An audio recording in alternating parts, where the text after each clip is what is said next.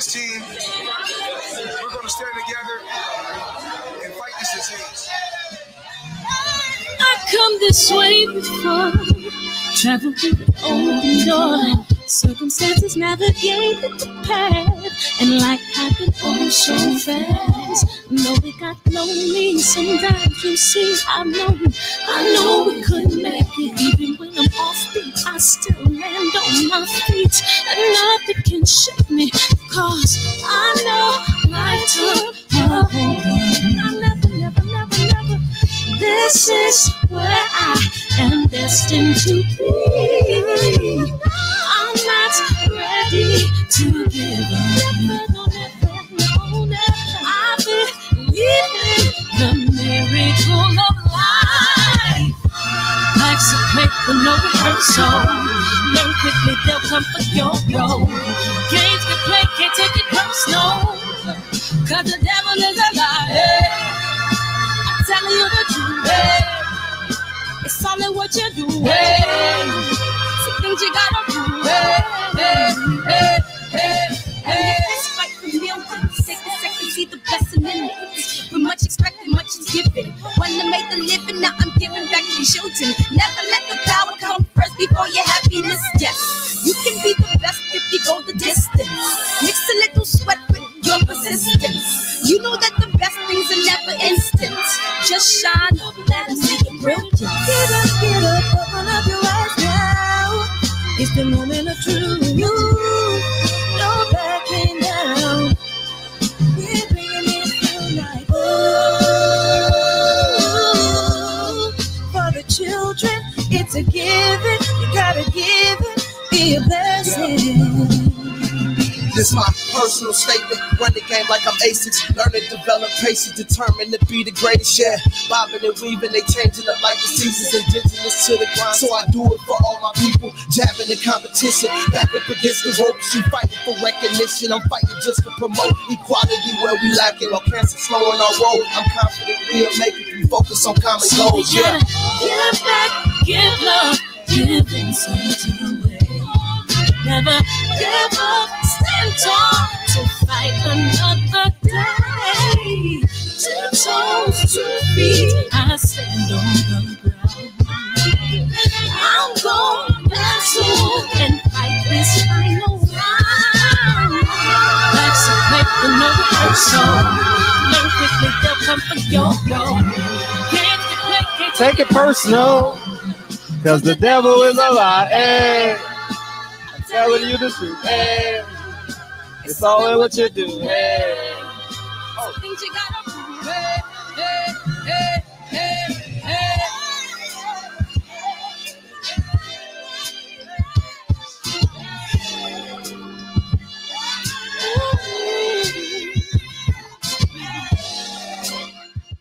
What's up? What's up? Welcome to the show, Melanated Alpha. What's up, DB, Andro? Hey, what's up, B&B, Ant Fresh, D-Man. Harry Jones, welcome to the show, man. What's up, Jason G? DB, Andrew Charles, B-Mal. What's up? Boxing Vortex, welcome back, man. What's up, Reggie? 11:45. I just saw the notification, man. 11:45. We gotta be out of here by 11:45. What's up, Mr. Male Advice, Boxing Vortex, Trap Lord, Jeff the producer? Welcome back, man. Where you been, homie? Where you been, man? Jerron, is that right? Jerron, what's up, man? What song is that? That shit go hard, huh? And guess who wrote it? Me, nigga. It was all me, nigga. What's up, Trapper? What's up, Lauren Babel? She stayed up late tonight. Oh shit, her favorite show must have got canceled. Hey, what's up, B-Mile Reggie Owens, man? What's up, man? Welcome to the show, man. And y'all know what it is tonight. Oh man, what it is. We got a fun show tonight, man. We already know some Teofimo Lopez. They'll be in here any moment, you know what I mean, listening and mad and you know what I mean. This nigga, man, must be out of his mind, dog. But first of all, before we go on the deep end with Teofimo Lopez, Boxing Ego, and you Boxing Ego, I'll jump into it. Called a blackout for Tyson Fury's next fight. Shit, I'm all in. I wasn't talking about the nigga anyway. So I wasn't announcing that fight. And you know the funniest shit ever was about 12 o'clock today. I was talking to Tay Jones. We were on the phone and shit.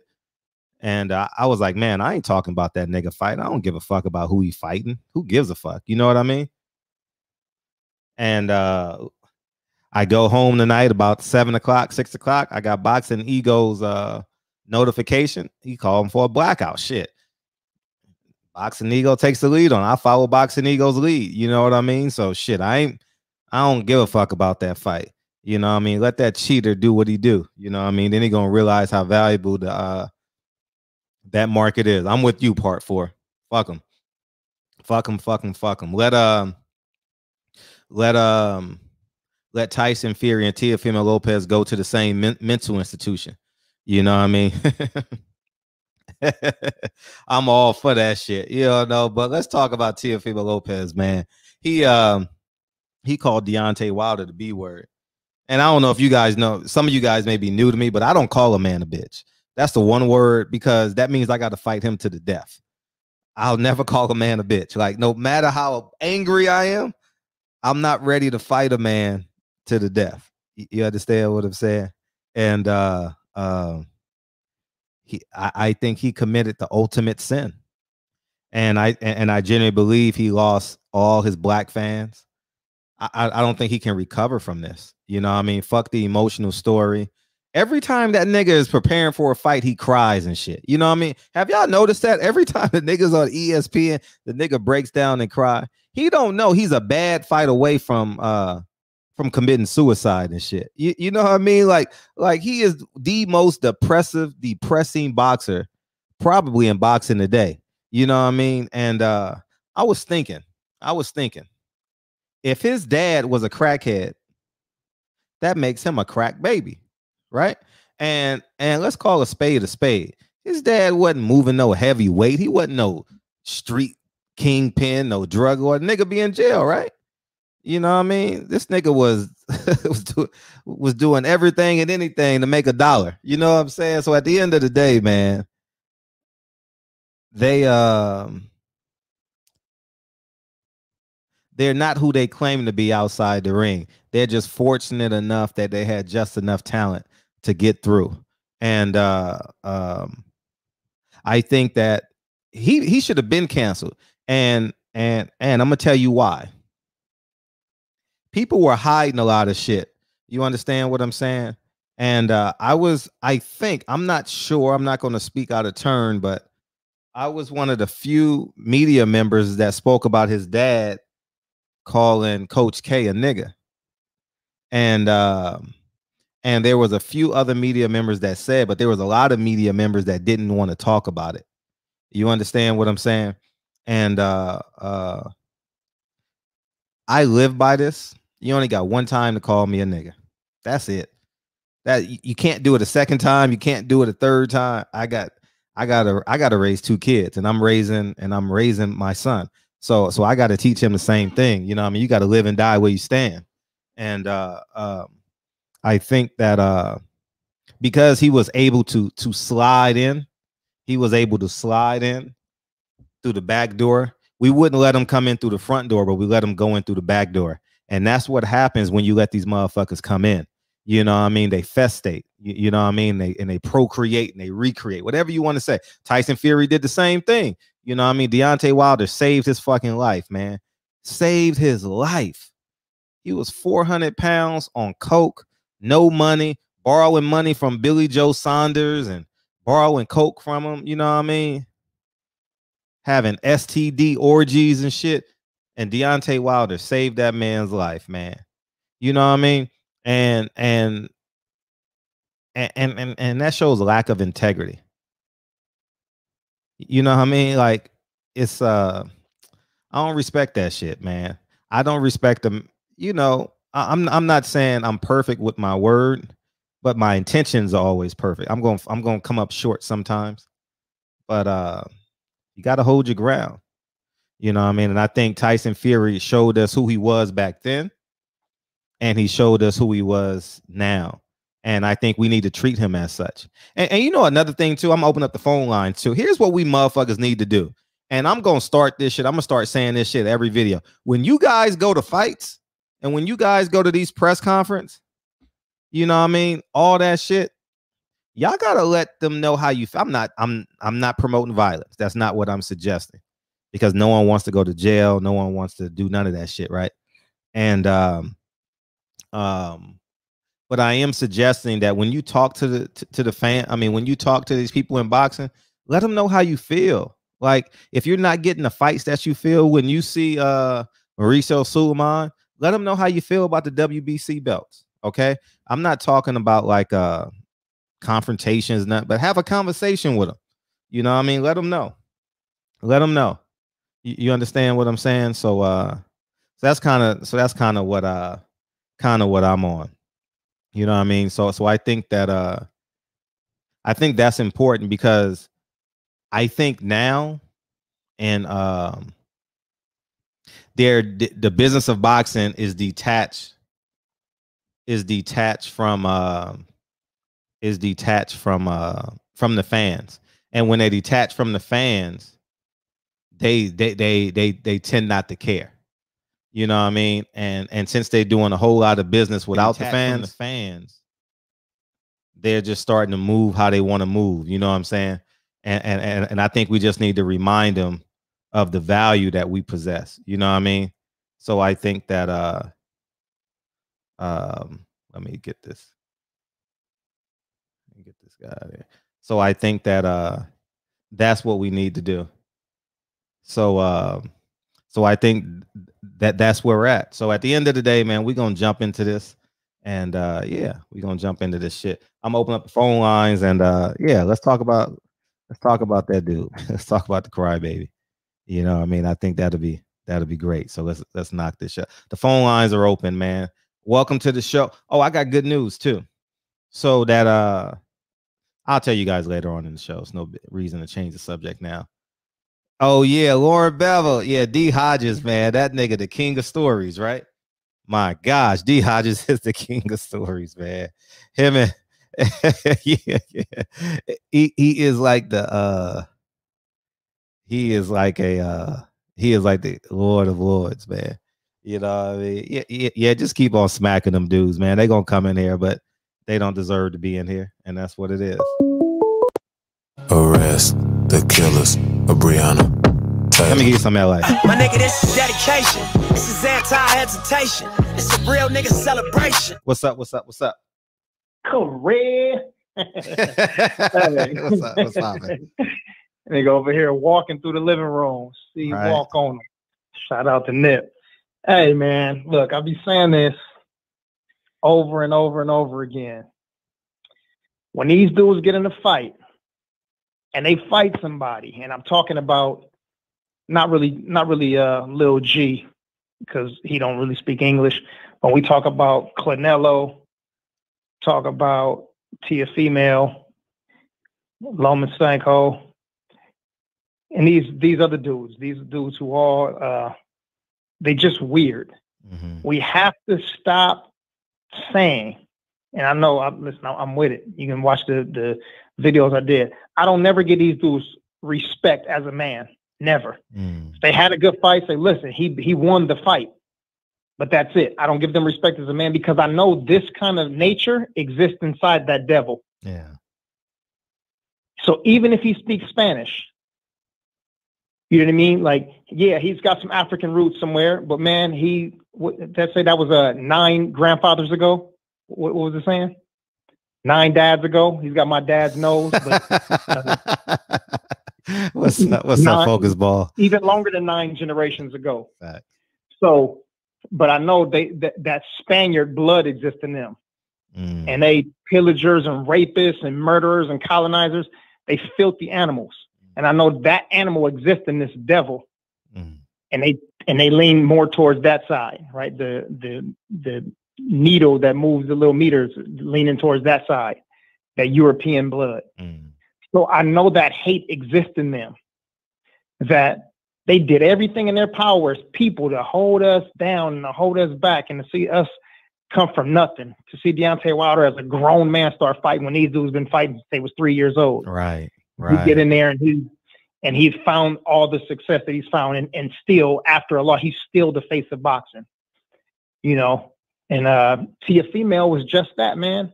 You know, excuse my French, but he a straight bitch. You know, he's the bitch. You know, one of the things that you realize too, think about the two other people that made comments about Deontay Wilder. They both apologized, and now they big Deontay Wilder fans. I don't have to say their names because I don't want to pump it up, but we know who those two people are. You know, they got the same skin as Deontay Wilder. They both said crazy shit, but they both apologized, you know, and came across him face to face and shook his hand because they looked up the same way. What's old boy name from the UK that Deontay Wilder saw? He's like, man, mate, he wrapped his arm around me 2 times. Billy and Joe I saw Saunders. how big he was.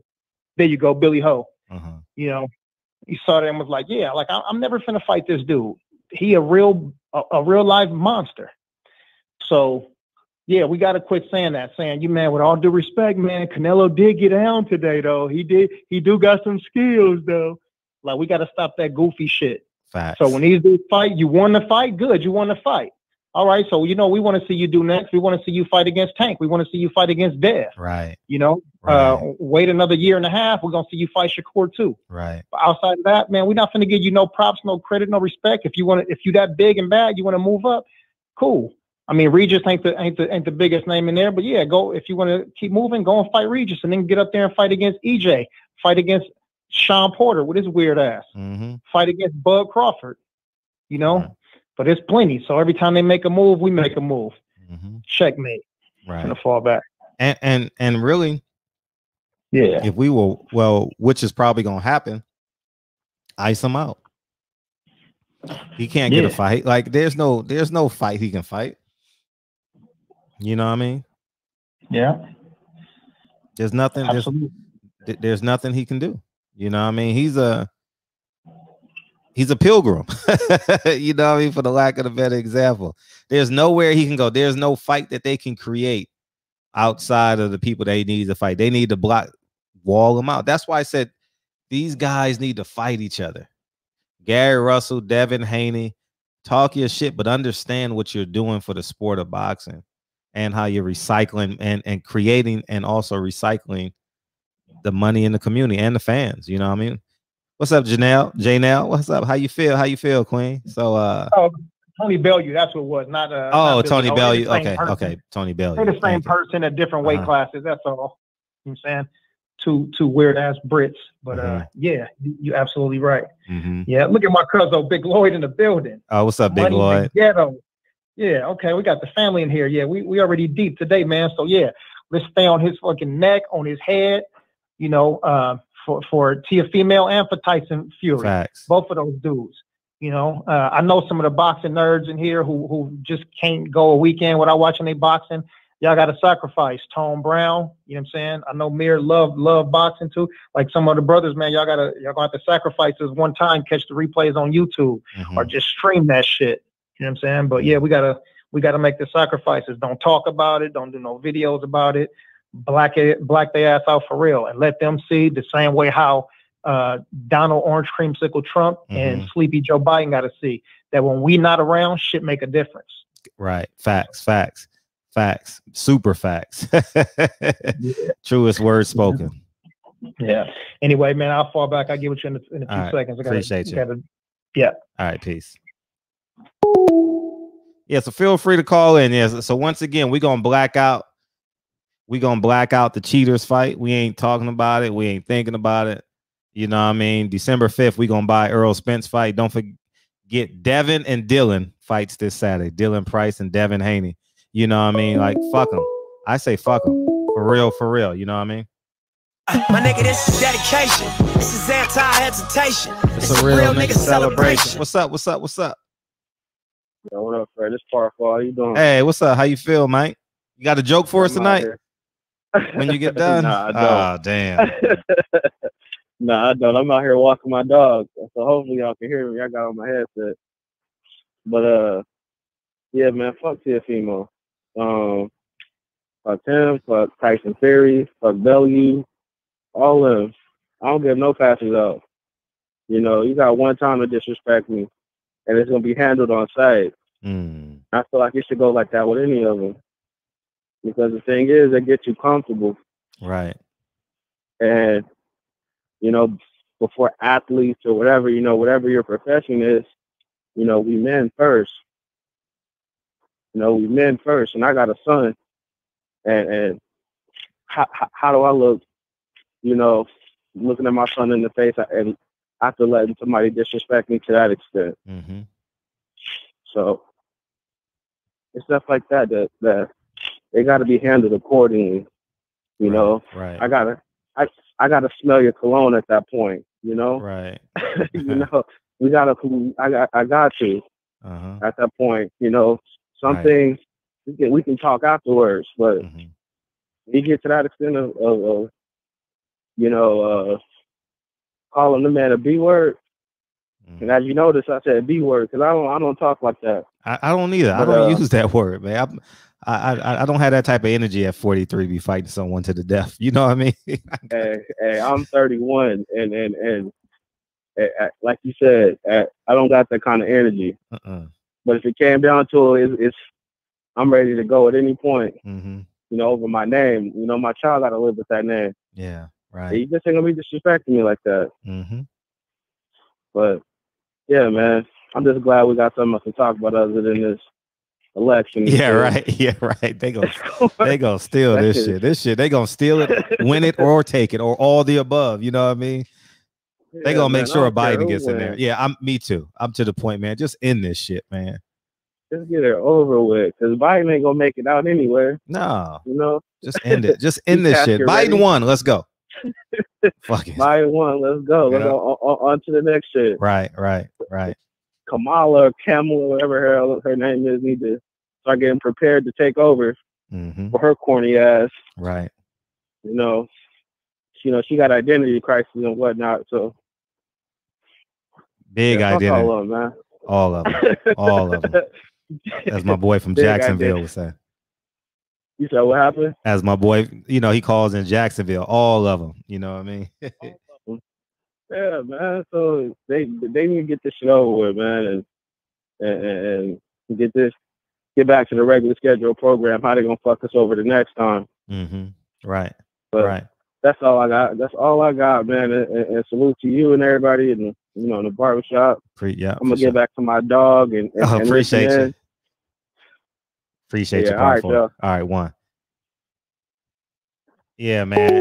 And you know the one thing, that dude is feeling himself. He got his first $1 million check. He feeling himself. And money exposes who you really are. You know what I mean? It definitely exposes who you really are. My nigga, this is dedication. This is anti-hesitation. It's a real nigga celebration. What's up, 312? Hey, blessings to your family as always. Hey, what's poppin', Mike? I'm used to you beaming in. I'm not used to seeing that. What's up? Oh, the curtains in the back and everything, man. I'm just over here just looking at this, looking at the stock information, man, doing some codes in the background. Okay. But I definitely had to make sure I've been tapping in and tapping out the loop for so long now. I was going through withdrawals out here. With Teofimo and a lot of them, it pains me when I see this, man, because you see this in and out. I mean, especially like if you kind of go in the Chicago area, right? The Chicago area, you got a little area called Cicero, right? Where my guys used to stay out there. You have that quote unquote black and brown, but it's not in unison, it's a rift. Mm-hmm. When I was living in California, when I first moved out there, and I first moved to Long Beach, right? I would always hear about East LA. And I was fortunate to have somebody pull me aside and said, "Nah, you don't want to go to the barrio or look for Maria out there in East LA, because you may not make it back." With that being said, I only hear black folks always talk about, what about our black and brown brothers? But I've never, out of my years of existence, ever heard somebody Hispanic say, well, what about my black brothers? When it comes to Dominicans and their resources, hell, when Joe Biden was talking about rebuilding Puerto Rico, I did not see no Puerto Ricans say, well, what about our black brothers? I didn't hear that. Mm-hmm. So when it comes to cats like Teofimo, Rolly, and the rest of them, yeah, like I even look at Rolly sideways. Mm-hmm. Like, how are you under the TNT umbrella but you got so much disdain for Taysom. You could look at his face and tell that you want to be what Tank is. So when you talk about Tank, it's not like in no family rivalry. Like when you hear Devin talk, Devin like Tank too small for me. Man, I just want to fight. But when you hear Rolly talk, Rolly just say some of the foulest shit about Tank to the point where you're like, dude, I feel like you really got a disdain for him. Yeah, he does. Like you ever heard somebody say, I can hear it in your voice? Like I hear the distaste and the disdain for him in his voice. So when it comes to them cats, I don't look at them, and I'm not saying this to everybody. When I speak in absolutes. I'm not saying every Hispanic out there is on the racial tip where it's like, nah, I don't want to do no deal with no one black. However, as a collective, I don't see it. I've been to the Dominican Republic, been to Colombia. I see it. I see the same thing.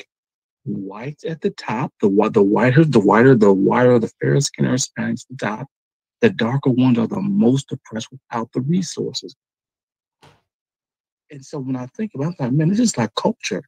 In Spanish, they say limpia de sangre, clean or pure the blood up. So when I look at a lot of them, there's no black and brown coalition. So when I think about Rolly, I don't see that. When I see TFO, you gonna say that, and then here's one brother, Blue Blood, say this asshole was outside the damn press conference taking bets. That's a whole different level of disdain you have for somebody to really be outside of my press conference trying to take attention away from me so you can take your little bullshit out of aspects. I remember when you sat there and said it best that you said, I'm not doing anything further. Once I heard the father say, that's why we don't do something with niggas. That's why we don't start niggas. That's how you feel. So that just let me know that the apple didn't fall too far from the tree when it comes to Fred. So I love what the one brother Ego is doing. Look, it's isolation for you. It's blackout for y'all. You doing anything that's off code or anything that's not even fair.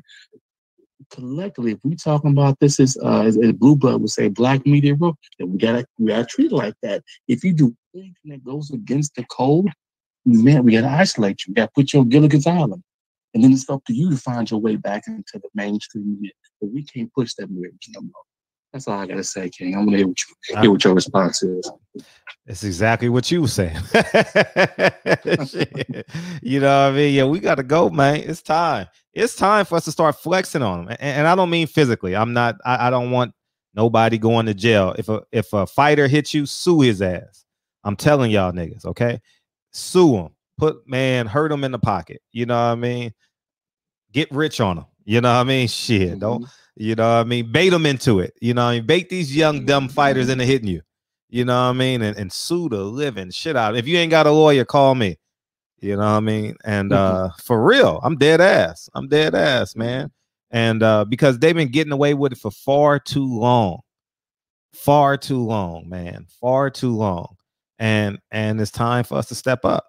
It's time. It's time for us to start like flexing our power. That's the motto for our gas company out here, right? Flex your power or something like that. And so I think it's time for us. It's time for us to start. I'm sorry, you still speaking, King? No, go ahead. You go. I love what you're doing, man. I love the fact, and I could be wrong in this statement, so I got to say it. I feel like you were the pioneer in regards to really putting blackness at the forefront. And if it was somebody else, I'm not saying that to take any credit for him. But I want to think about you always bringing black issues to the forefront. Got to. What other black parties didn't want to address them. Got to. And you have many who still don't want to address it, but it seems like now, with so many of you guys having huge platforms, you're pushing it out in the forefront. And I don't want to go to the brother's name, but for those who want to loop, you see a lot of them who use that platform, they're pushing blackness. So that way, I feel like the beauty of now society is we get to sit there and put a cover up a lot of these dudes, man. 'Cause a lot of these dudes got thongs on. A lot of these dudes, they want to say certain stuff, but when the camera camera get on them, you know, they don't want to step up. They don't want to they don't want to address black issues. They don't want to talk about them, don't want to address them, but they want to sit there and pretend, and they want black dollars. But then you wearing thongs and you don't want to address black issues. this point, then we got to isolate. So I like what y'all are doing now because Andre Ward slipped through the crack. Mm-hmm. Whereas now, in today's generation, I feel sorry for you, okay? Because you ain't gonna slip through the cracks. We gonna. So one of y'all gonna run up on these cats and ask them where they stand. They're gonna have to be forced to show their hand. Oh, thank you. Now, you wearing boxes or thongs? You wearing thongs, man? Go and get up out of here, man. Go and join Golden Boy. You know, go and be a little Golden Girl. Right. You know, put some leggings on, put some highs on with them bras and hit the track. Mm-hmm. You know? Right. You know, because I'll say that's why I like Haney. Because you know, with Haney, you know they got the biggest grudge on him now. Where it's like he said, "What? Now we're gonna try to put him in the worst fights possible, right? And try to stack the odds. Because so that with that young kid, he gonna have to be sharp all across. He gonna have to dedicate his mind and body to sport. Because if not, they're gonna wait for the right one to put the odds against him. But he's gonna have to be forced to be great. If he's not ready and in condition, then it's like, okay, see, we got one. I thought, what about? And I know one of the reporters just foaming at the mouth asking about that shit. Remember you said that no white fighter would beat you? How do you feel now? You know, so they just foaming at the mouth. That's why I know a lot of them have heard about that Teofimo and Loma thing. Mm-hmm. But with Tio, his time is going to come. I don't know why. Mm-hmm. And you meet so many of them who feel as if, like, if I can join the press, I could be a part of the pressing class. That's why I was fucked. That's why a lot of, and once again, I'm not saying this to sound mean or evil spirited, but a lot of Puerto Ricans, as Paul Moody said, got their nigga wake up call. Right. The island was going through shit, and Trump was dragging his feet, and it was throwing toilet paper. And I'm like, you're not even human to me. I look at you like I look at the niggas. This was a slave island. You niggas do me. And you know what's so crazy? I want to say, who was the governor? Actually endorsed Trump. I said, ain't this a bitch? But when I looked at the skin, I said, I see why. Yeah. You know, but I think we done cooking, King. I'm gonna let somebody else go ahead and take up some space. You be blessed. Appreciate you. Pleasure as always. All right, one. Yeah, man. It's time. It's time, man. This is a safe environment for you to be bold because now you got people to support you.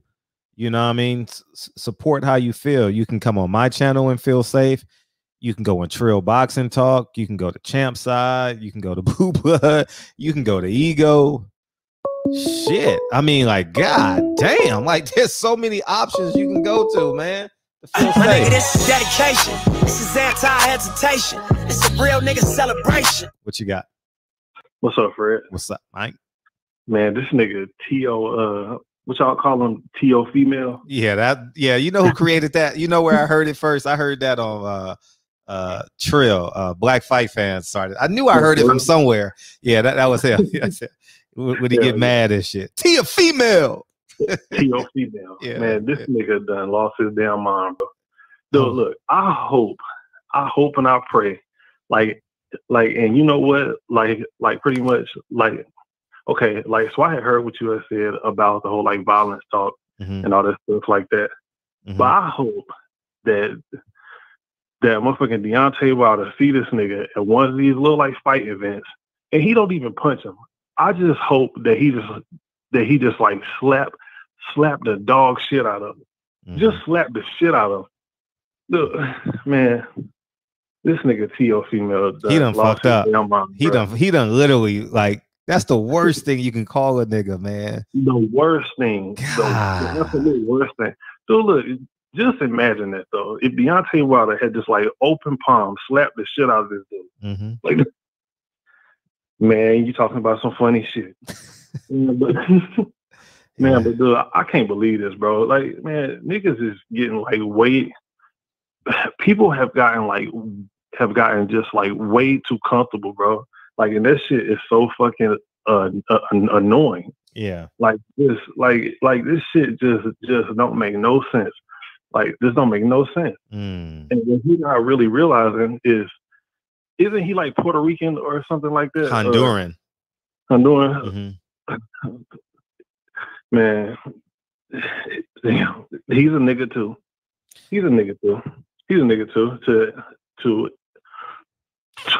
To any other white person. No, we gonna treat him who we think he is. We gonna treat him. We gonna treat him who he think he is. Man, this nigga crazy, man. But that's all I got, Fred, man. Thanks, bro. I appreciate you, Mike. Appreciate you. Shockwave the Truth says it's the crying generation, Fred. It's the crying generation. Man, they ain't saying nothing but the truth. Dre's finest. What's up, Mike? What's up, Mike? What's up, Fred and DMV? The DMV on deck in the shop, as it should be, big homie, as it should be. You know what I mean? Man, he gonna have to look over his shoulder at that Earl Spence Terrence Crawford fight. He gonna be I'm gonna be like, D, where you at? I'm gonna just have my camera on D, because I know D gonna have a conversation with that guy. D ain't the kind of guy to let that shit slide at all. At all. My nigga, this is dedication. This is anti-hesitation. It's a real nigga celebration. What's poppin', Mike? What's poppin', Mike? Peace. What up, Fred? Shout out to the third Shift. Hey, I got a few things to say. Well, I think the reason that we as black people get the hate, I'm gonna be honest, and it may seem like a cop out, but I think they want to be us. Like I shine is hard, and they can't move the way we move. They don't what you call it, Fred? That sauce. They ain't got that sauce, man. Yeah, right. So see a female don't understand that you fucking with somebody in our culture, the way we revere him, you fucking with the wrong one. Right, right. You would have been better off calling Devin Haney and them bitches and talking about them like that. But man, you can't talk about our people like that, because you don't see Devin Haney and Tank. They not running around here disrespecting Teofimo like that. Mm-hmm. They not. We don't do that. We don't do that. We just beat your ass in the ring. Right. Or we beat you in these streets. I think that this generation, because of the social media, it makes them think that they can just say what they want to say and not be held accountable for what they say. When I was coming up, I'm 39. When I was coming up, if you run your fucking mouth, somebody gonna come see you about that, and we're gonna see if you really believe what you said, and you got to stand on it. Right.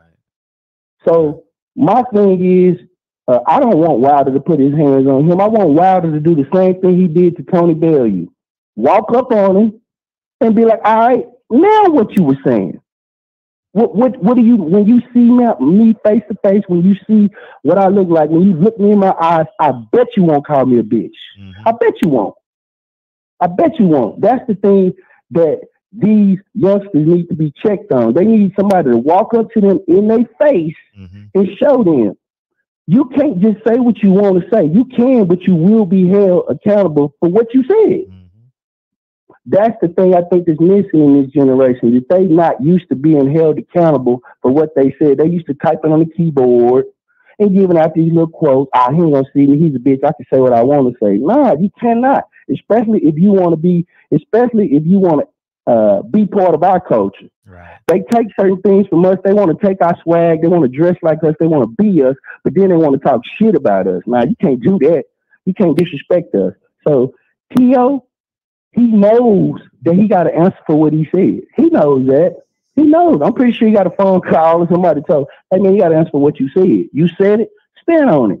Next time the media is in your face, say it again. Keep saying it. If that's the way you feel, keep saying it. Stand on what you said. Stand on it. Call Wilder a bitch every time they stick a fucking camera, a microphone in your face. But yeah, that's all I want to say. They got me heated, Fred, because man, I'm just tired of us being trampled on. I'm tired of us being stepped on. 1 minute it's the WBC, the next minute is Bob Ram. It's always somebody keeping us in our asses. And then not only that, Fred, before I let you go, man, with this dish stuff that's been going on, this shit is sickening to watch us just rip away at each other. That shit is sickening, man, and it hurts and it's disappointing. And that's the thing that they keep driving this narrative. It's easy to infiltrate them. Let's just spread a rumor. He said this about you, and we be ready to fucking destroy each other. We need to stop that. We need to keep that energy for the people who deserve it. But outside of that, Fred, thanks for the platform, man. You busting heads, man. Fred, keep busting heads. We will. And let's get free. Shout out to the third. Peace and blessings to everybody. Appreciate you. D Hodges, you ready? Then we got CK. D Hodges, you ready? You ready, big homie? Or I'm gonna put you next. Let me know. All right. Who is CK? CK, what's up, Mike?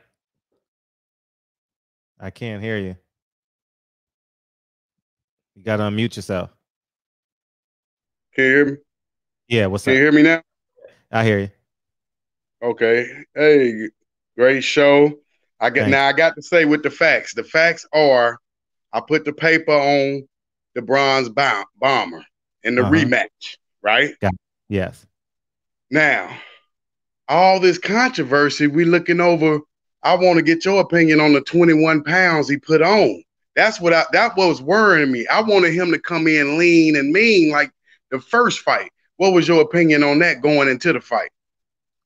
Honestly, I swear before God, I thought Deontay Wilder looked the best he's ever looked. I even texted him. I was like, damn, D, you look amazing. You know what I mean? 231, 21 pounds. 231. You're right. You're right. Come on, man. We need that. Loose. I mean, you know, he get it with that his maneuvers. You know, agility. That's the word I'm looking for. Agility. Yeah, it will definitely be more agile, quicker on his feet. 100%. Come on, man. I put the money up, barbershop. So I'm worried. I'm like, damn. So he trying to put on the weight to match Fury weight. So you said you going in, you felt confident with him putting on that weight, or did you worry? I didn't worry at all. I'll be honest. I didn't worry. I mean, if you would have saw him at the weigh-in, damn. I seen him. Yeah, he looked amazing, man. And he looked better on TV too. Because I mean, because how do you do the cameras and shit. And but I wasn't too concerned. I wasn't concerned. Man, I was so confident Friday night. You know what I mean? I was But you got Tyson Fury. This boy ain't never lost going in. You had the rematch. He barely, you know what I'm saying? He barely survived the first fight, right? Great first fight. I give both of them props because I thought both of them did well in the first fight. But I gave the edge, in my opinion, I was in LA. I give the edge to Deontay Wilder because of the knockdown. I give him like a 1 or 2 point victory in the first fight. Me too. But you know, they gave it a draw. I'll take that. I felt he should have avoided Fury and went for that paper with AJ. I think AJ is, you don't have to worry about no cheater with AJ. What's your opinion, sir?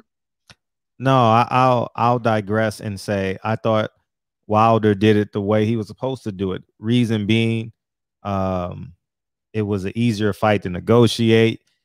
He was he's coming in there with eggs in the glove. You said eggs in the glove. Then you said Mark Breland, a gold medalist. No, right? What? No, you asked me a question. Was AJ should he have fought AJ? Okay. I thought he did it right by. I mean, it was an easy fight to negotiate. It was a world-class paycheck. He knocked him out in the 12th round. He's as confident as ever. You understand what I'm saying? He's not lacking for confidence because he knew he knocked him out. You know what I mean? So Deontay is like, it's just a matter of time. I thought D was gonna knock him out in under 6. I'll be honest with you. I thought the shit was gonna be. No, but I'm saying you got Tyson Fury. Why you wasn't putting in Sugar Hill effect, the Kronk's gym? You know he was in there. He was in there getting his skills together. I'm not too concerned with what he was doing. I trust Deontay. You know, like that's what I'm saying. That's why we lost the money. I lost paper on that. Yeah. I'm just suggesting that there was no reason for us to waver any kind of way based off of what happened in the 12th round. He knocked a draw. But no. I'm saying the outcome, the record is a draw, right? Yeah. So if you put the money on the draw, you get money. So going into a rematch, it's a 50-50 fight. Barbershop conversations. Yeah, but the overwhelming cheating he did. How can you surmise how much he cheated in the second fight though? Okay. Let's address the cheating allegations. How do you go? I'm trying to figure out. Remember, you said you made all this money on Floyd Money Mayweather, right? Always. Never lost. That's what I'm saying. So I'm going with Wilder the same way. You think how you think they ain't trying to cheat Mayweather? So Mayweather been retired for years. So if you Wilder, how are you? What kind of team? If you a millionaire, how you letting people get this off? What kind of team do you have? Who am I putting my faith in? Listen. You're asking questions and not understanding the totality of what you're asking. You're asking a question, expecting a singular answer, right?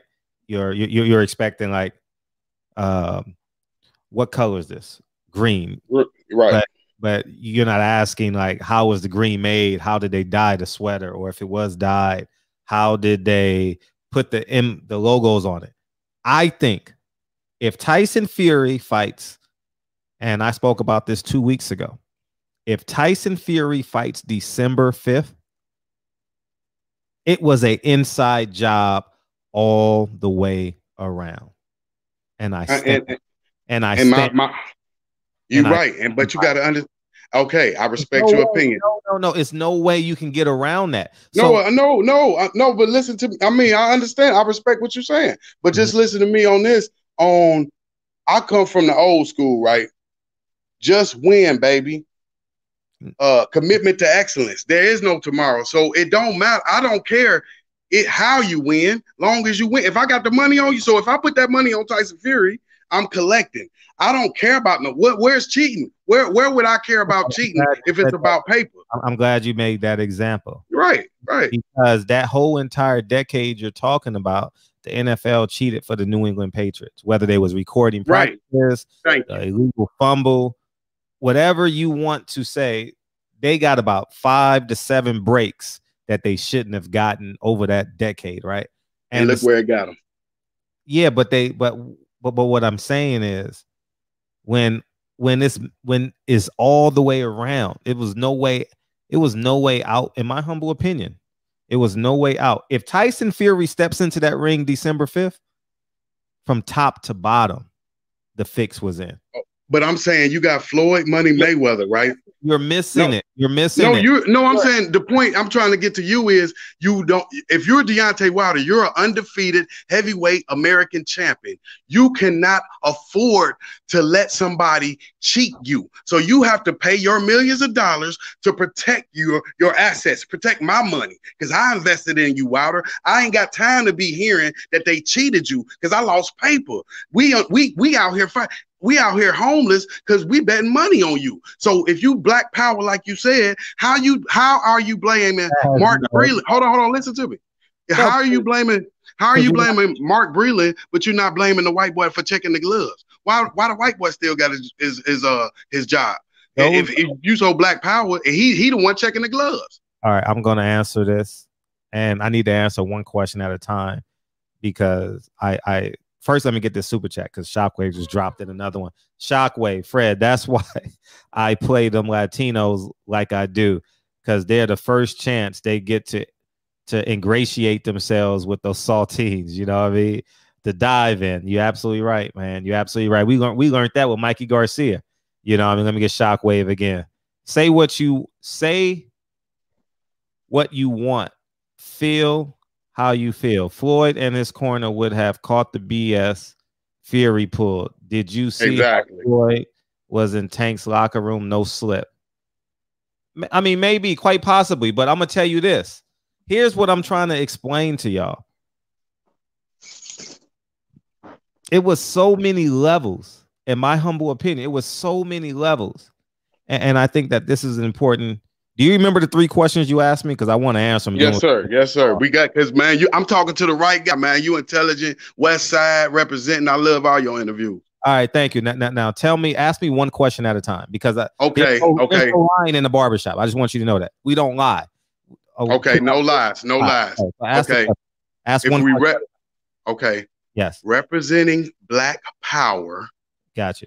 it pains me because I feel I'm number one. You know, we all feel we number one, but I feel I'm number one on the Malcolm X, Martin Luther King level. Sure, but sure. But on that level, how can you destroy? I mean, how can you say Mark Breland cheated you after he been with you your whole career, 12 years?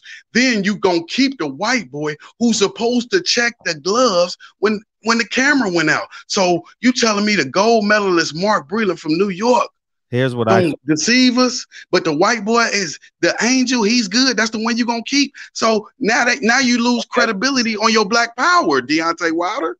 I got you. I don't think, first let me go in order in which you asked the question. First of all, he said that Mark Breland did something with the water, right?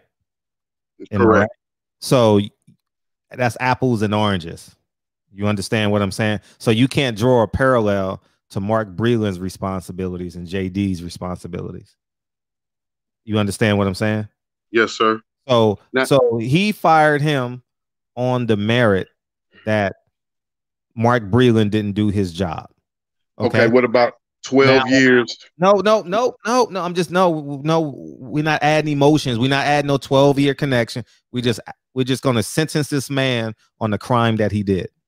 Okay. You don't have faith in your employee that you had your whole career. Listen, we're just sentencing the man on this crime. We're not talking about how he was a Boy Scout at 17. Okay. We're just gonna talk about February 23rd, 2020, February 22nd, 23rd, whatever date it was. You understand? And I'm saying you personally will throw Mark Breland under the bus. You think he is capable of some of that? An opinion right now. You're asking for an opinion. Let's just stick to the facts. Now let's move to JD's, right? It's fair. Now you see why black has nothing to do with that. See, people are misconstruing it, in my humble opinion. He was fired for not doing a job. He wasn't fired because he was black. You understand? So whether if he kept JD's and fired Mark Breland, that means, got to fix the camera. That means that he did his due diligence and came to the realization that JD's wasn't guilty. He wasn't fired because he's black and you keep the white boy. You know, they both came probably at the same time. You know, D walked into the gym at 21. You know, so that's what I'm saying. But on the optics, it's easy to say that, oh, he fired him because he was black, and that's what I'm gonna get to. You know what I mean? You know what I mean? How about, go ahead. Do you think that Deontay Wilder has animosity towards Mark Breland for stopping the fight, and do you think that could lead to him? Yeah, he answered those accusations. No, he answered that already. He said don't stop the fight, and he said he told that to everybody for at least 5 years, if I'm not mistaken. Now, if you was a boxing trainer, would you stop a fight, or would you take orders like that? My conversation with D, and I said it after the show, I had a conversation with D Tuesday, and this was, I'm going to quote our conversation. We was on the phone for like 15 minutes, but I'm going to just quote that segment of the conversation. I called him because I was concerned. I was like, hey, how you doing? Hope all is well. It sounded like he had just got off a plane or something, right? And because he was kind of like, I could tell he hadn't spoken in a while, right? And so I said, man, he says, Fred, I know you love me, but I don't want no one stopping the fight. And I says, from my vantage point, I would have stopped it too. However, listening to me, but that has nothing to do with the agreement that they have. You understand what I'm saying? Like, your agreement with your brother is different than the agreement I have with, I don't have a brother, with my sister. You understand? So it's complete, or say with your sibling. You understand what I'm saying? So I said all that to say this. If I was closer to the fight, remember, I left. I was at the start of the fight, I was roundabout in the 7th row. 8th row. I forget who was the co-main event. It was some bullshit. I don't know. I can't recall. It was Leo. Well, no. Who was the co-main event? Do you remember? Who cares? Nah, man. It was just, man, the best fight. It was a whole bunch of bullshit. And I said, I just didn't feel comfortable down there. So I left because we had about 30 minutes in between. It felt like I went up to the 100 row and sat in someone else's seat. But if I would have saw Deontay land that left hook as a trainer, I would have let the fight continue. And that's my honest to God. That's my honest to God opinion. You understand? And that's the conversation I had with D the Tuesday after the fight. I would have now, if I was his trainer at that time, I thought he might could have made it through that round, but I would have told him, if he would have made it, I would have been like, look, I'm about to stop the fight if you don't show me nothing that 8th round. That's what I would have told him. I don't know how much time was left in the fight. I don't know how much time was left in the round. But if I would have saw D land that left hook, I would have continued the fight. He still had a shot. He still had a shot because he undefeated. You know what I mean? Yeah. He still had that killer in him. And honestly, a knockdown at that point is not bad for D because it saves him. It saves him some beating on his body. And I think that's all your questions. I think I answered it. Now, the only ironic thing about this is I lost paper betting on the black man in Black History Month. And I won money, big money, retirement money on Teofimo because of the odds, right? 3-4-1 odds with Teofimo because I knew about. You're misusing being black. You're misusing it right now. But continue. No, I'm saying these are facts. I ain't misusing nothing. I'm using facts. I bet on him because it was Black History Month. Okay. No, you said you bet on him because it was Deontay Wilder when you first called in. But I'm saying it's Black History. I'm saying it's still spiritual. It was a 50-50 to me. It's 50-50. So I went with Wilder with that black stuff. Why are you mad at the person you bet on? No, I ain't. No. Listen, I didn't say I was mad. Listen to what I'm saying. I won money. I lost money on the person I bet on. That's what I'm talking about. So but when it does happen, I like when you don't make excuses. I like to hear he was the better man. I get him next time. I don't want to hear because I come from the school of no excuses. I'm saying if I say before the fight no excuses, I'm not gonna make no excuses after the fight. What was the pronoun you used to start that sentence? What was the first word you used? No, you said I. Yeah, so stop. You said I. No, but let me explain to you. When I say I. No more explaining. We got to keep this show going. I'm saying I don't take excuses. You do. You take excuses, not me. I don't listen to excuses. Hey, you got a good show though, but hey, I don't take no excuses. Hey, I lost the paper. I won it on Teofimo. Perfect. Appreciate the call in. That's love. Hey, I still love Wilder. It ain't gonna change it. Like you said, he lost. I just don't want to hear no excuses. Peace, nigga. Can we keep the show going? All right, peace. All right, let me get a call, then I'll get a beaming. All right. My nigga, this is dedication. This is anti-hesitation. It's a real nigga celebration. 559, what's up? I got D Hodges and Champion Hart coming in. What's up? Fred. What's up? Who this? Man, this is Fresno, California. I know. I see Fresno. I see the 559. Yeah. You know, this is my first time calling on. I appreciate it. I appreciate it. First time calling to the LBBC. Thank you. You know. Mm-hmm. Much love to the general. You know, about Deontay Wilder. Man, everybody felt it that night. Everybody felt it that night. But step back from the phone so we can hear you. Tyson Fury, he cheated. Yeah, he cheated. Like, there's no way around it. Like, it was all the way around. Man. You know what I mean? The fish was in that night. Yeah. The fish was in. Uh-huh. You know what I mean? Yeah. Everybody knows the fish was in that night. 100%. I believe it. Yeah. But the way the champ spoke on 78 channel, man, he got his winners coming. Mm-hmm. You know what I mean? In the WBC, trash that shit. Put that shit in the can. Wow. You know what I mean? 100. You know what I mean? Much love. Appreciate it. I appreciate you calling in. Yeah, for sure. Hey, my first time calling, Fred. One. Much love. All Much love, Fred. Don't make sure it's not your last. Make sure it's not. Make sure it's not your last. At the Fresno fight, I seen you here in Fresno at the fight. You know what I mean? When that, if it ever happens, put on the card. Yeah, if it ever happens, for sure. Nigga, you sound like Bomac.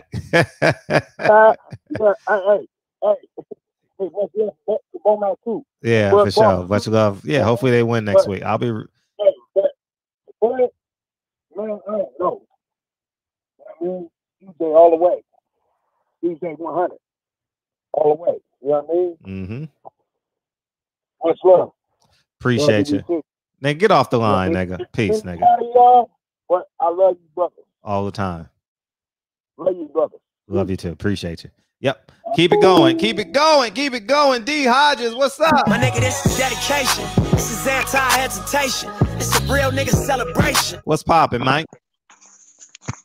Oh no, I was waiting here for like 105 years backstage. I swear to God, it's only because I really wanted to say hi to you and all the people. You know why? Because I saw you. Now you mute yourself, nigga. Now the reason why, nigga, you're muted. Nigga, you're muted. Nigga, you're muted. Unmute yourself. Oh yeah, man. Happy to see you, man. I'm sorry it's been 5 months, man. Sorry it's been 5 months. You told me to come. Listen. Yo, I love you. Now listen. The reason why I held you so long because you came in with your screen open. Oh, because I wanted people to see me. I'm about to go back on the block mode. No, listen. And that's why I didn't beam you in before him, because it went to your avatar. So I was like, oh, he's not ready yet. And then I just I think people might want to see D Hodges, but you know, I'm giving y'all my best vision now, back on black mode. But yeah, I just wanted to introduce my people, man. I miss the show, man. Cat Williams was in the building, but no, I just want to say hi to everybody and you, and then you could just let everybody else in. I'm not gonna sit up here and be long-winded or nothing. I'm done with my conversation. I just wanted to say hi, Fred, and I love your show. LDB salute, bro. Yeah. Man, you done? Damn. We needed 4 minutes of D Hodges, man. 5 minutes of D Hodges. It's kind of like H Money, man. You know what I mean? For different reasons. You kind of just let them niggas just go. You know what I mean? They just they're in an ignition. You know what I mean? You ready, man? What you reading down there, man? Batman, what you reading, nigga? My nigga, this is dedication. This is anti-hesitation. What's up, brother? I was just looking at the chat and I'm in a much better mood, tonight, man. I was kind of mourning for a couple of days, man. I miss my coach, but it's all good. We all got to make that transition. Man,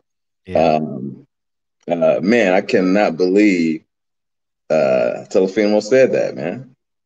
I mean, that's just insane. Man, is that insane or what? You got to be kidding me.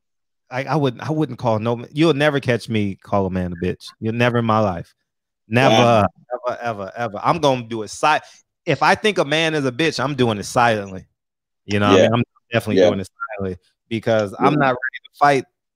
I wouldn't fight a midget because that nigga ain't gonna stop. Man, one arm. I cannot believe that, man. I don't know. I guess the dude must have missed your interview with Wilder, but Breland didn't get fired because he was black. There was, according to what Wilder said, there was some issues with his water. Mm-hmm. That he got word from a reliable source. Mm-hmm. That there was something that happened concerning his water that Breland was added to the story. Thank you for it. Yeah, that Breland was affected. That Breland wasn't involved with. So that's that's why he got fired. It didn't have anything to do with him being black. Mm-hmm.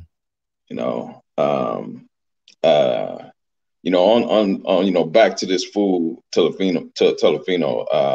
The thing is, man, is that we got this Black and Brown coalition is it's a bunch of bull. I don't know where that came from, but it's never been. When I was raised in Chicago, that was never the case. We always had the Latin Kings and the Black Gangster Disciples.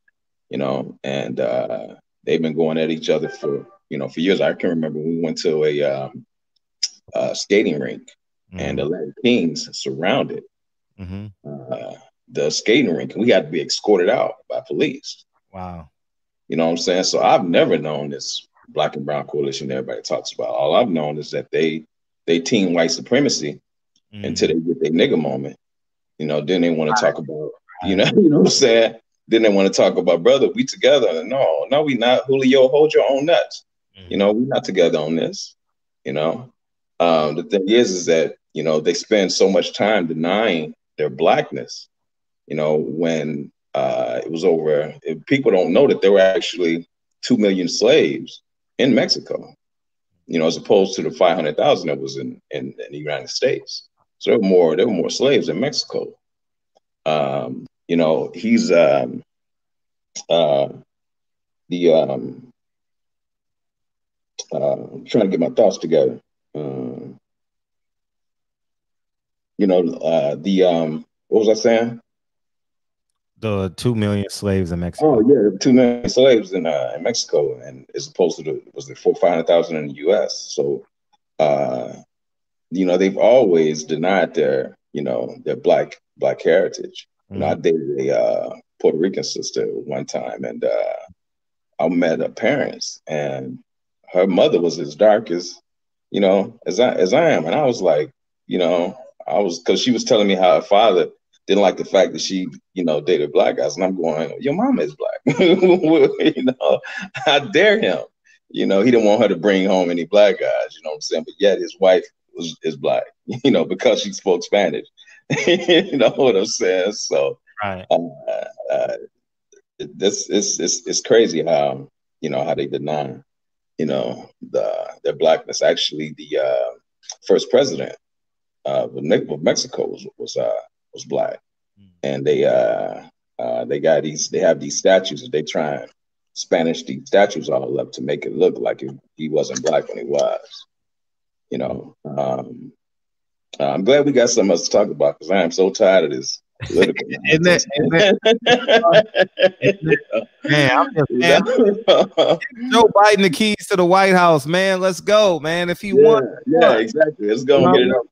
He wins. Let's go. Yeah, let's go and get it over. I miss beaming in yesterday, man. That was crazy at work. No, I told her about your dress rehearsal on Sunday. Right. Okay.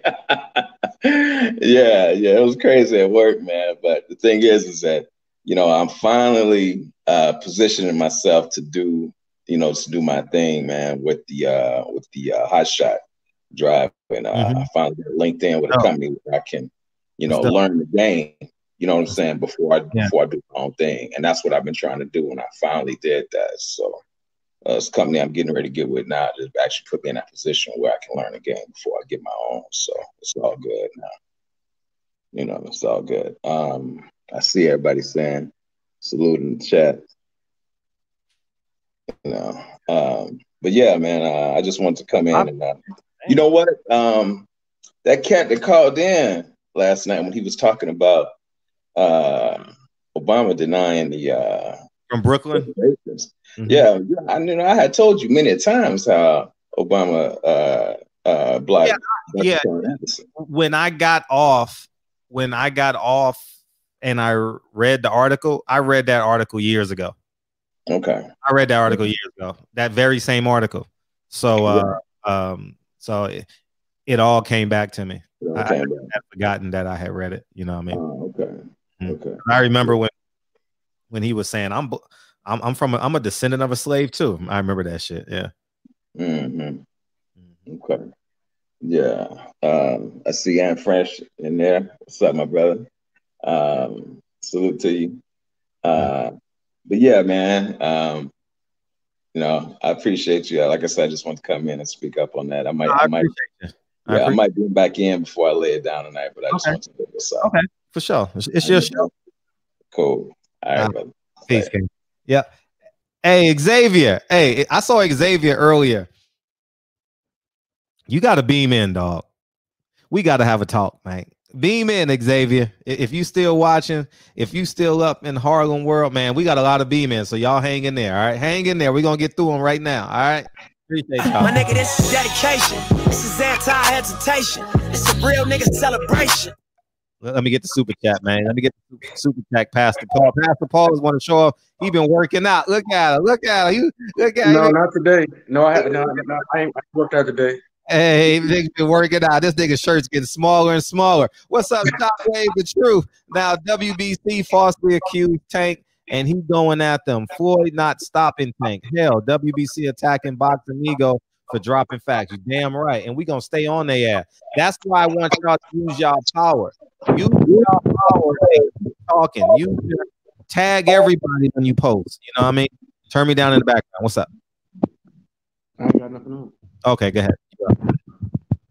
Man, when Wilder came on to the show a few days ago, and I talked to him, you know what I'm saying? I didn't want to get into all that other stuff, you know what I'm saying? Like, you know what I'm saying? People seem like that they forget or ignore the fact that this dude not only helped Tyson, you know what I'm saying? He tried to help Tyson Fury, get him up off the couch, get him off the dope, get him back in the ring, you know what I'm saying? Put some money in his pocket.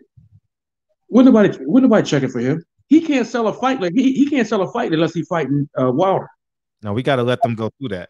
You know what I'm saying? And then nobody brought up the fact that Wilder did the same thing for Ortiz. He said that man got a daughter that's got an ailment. Yep. My daughter has an ailment. That man needs money. You know what I'm saying? They were like, well, why you go back and fight him a second time? Why you think? Mm-hmm. Man, the man need to fight. You try to put food on the man's table. I don't think it was so much of, you know what I'm saying, of Wilder backtracking. I think it, backtracking to fight somebody that he already knocked out. I think it was more of the fact that he went back there to try to help the man. And the best thing he could do to help the man was to fight the man. Yeah, right. You know what I'm saying? And then people go around and say, oh, he fought Ortiz, that dude, old, whatever, and here Dillian White get knocked out by a 40-year-old. Right. He took the safer route. Right. The dude that knocked out Dillian White and Ortiz are born in the same year. Mm. So there's no excuse for, you know what I'm saying, for them to say, well, Ortiz is an old man, this, that, and the other. Now it's Teofimo.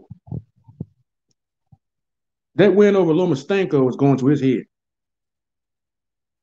That's the dude that he should have beat.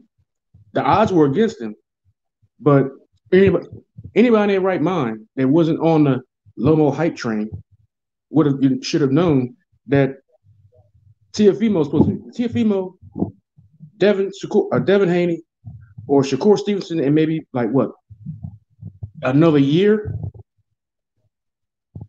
maybe not even that. I take Shakur over Lomo right now. He was not the top dog. That was all hype. And I was the one sitting front row, sitting there thinking, even though I'm not what you call a Teofimo fan, I was like, yo, knock his block off. I'm sick of them talking about it. Because he's not what they're saying he is. You get beat by a journeyman. So, I mean, it is what it is. That dude, I hope Wilder check him hard. If he knows somebody that got his phone number or something like that, get his little young ass on the phone and check him. You know what I'm saying? Respect your elders. What he was about, he want to call Wilder, the B word. Okay, so what is he if he don't fight Haney for the WBC strap? What is he? Be careful what you say, because you might eat that shit later. Yeah. And he damn sure going to eat it, because he going to eat it in some way, form, or fashion, man, because he's talking way too much off of a win from a hype job. But that's all I got, Fred. Appreciate you. All right, cool. One. Drew Titan. And then we got Nate the Wolf, Ant Fresh, and Real Rap. Real nigga. You can hear me? Very well. I'm about to do my 1.5 mile run. Let me tell you something, man. Teofimo, he's a bitch. He's a fucking bitch. You see, he's from Brooklyn. I don't give a fuck where he lives now. When you call someone a bitch, Fred, what that mean? On site. Thank you. Nigga, and I'm gonna call him nigga, because I can't call him cracker. I can't call him saltine, although he would love to embrace that. Nigga.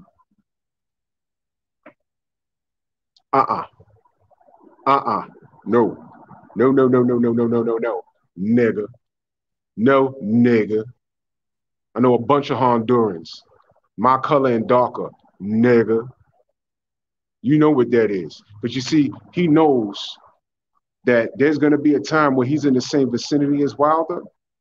He ain't going to say that shit to his face. The professionalism of that brother is going to keep that nigga safe, because if he stepped to this little nigga, it's going to be deemed as child abuse. What the fuck is a 6'7" man going to do with a fucking 5'5", 130-pound fucking faggot? It's all wrong. It's all wrong. It's the same reason why if I slap Paulie Malignaggi around, it's going to be abuse. They're going to look at me. I don't care if he's a fucking pro. Look at you and look at him. And they right. They right. He could have said, yo, look, I don't believe in Glovegate, and left it at that. You going to call him a bitch like you want smoke, nigga? You out your fucking mind? Yo, you know what? Isn't his father on some racist bullshit? Yeah. Okay, see, I left that whole thing alone. Wasn't this bitch-ass nigga screaming and hollering about his relationship with a girl or some shit, some smut he's dealing with that his family disapproved of, some bullshit like that? Yes. But Wilder's a bitch? Nigga? You's a dick-blowing bitch. And whatever fan base you thought you had is fake. Nigga, it's fake. Now, this is a free country. You can say whatever the fuck you want, but you know what? You have no control over what happens after you open up your boca. Nigga. You have no control over that. I cannot agree with something that someone does, but I ain't got to violate them. There's been things that I've heard on videos, people in the very LDBC. I'm like, I don't agree with that. But you take it to another level once you start calling them out their name. He didn't have to do that. Calling them a bitch. This ain't some nigga that's running around near your weight class. This is a 6'7" heavyweight. Fuck you mean, nigga? Fuck you mean, bitch? Really? And you know what? I would say he didn't mean it, but he meant it. He meant it. He meant every word. Nigga. Facts. The hoe you with is a fucking bitch, nigga. Now, I got a little tiny ass YouTube channel and I'm talking shit. And I go to the fights. What you gonna do when you see me? Not a goddamn thing. Because I ain't looking to get paid. I will punch your fucking head off your shoulders. Nigga. Little nigga. Little nigga. Ain't no rules out here. Ain't no rules out here. I ain't gonna fight you in the ring. They won't even sanction that. Whoever would sanction me versus Teofimo Lopez will go to jail. All right?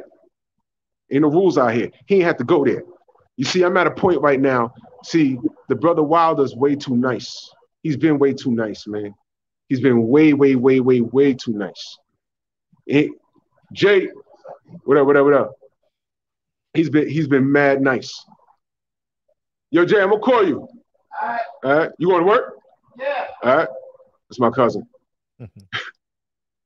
Yeah. He's been way too nice, and you got to let these motherfuckers know about it. You got to let them know about it now. The gloves are off, right? The gloves are off. We ain't got to be nice no more. We calling shit how I see it, because these motherfuckers we've been working the straight and narrow this whole time. And what do we get for it? The spear right in the back from our own kind. and the bullet right in between the eyes for everything that's not black. So let's call it how I see it. You fucking coons, I look at you sideways when you talk reckless about Deontay Wilder.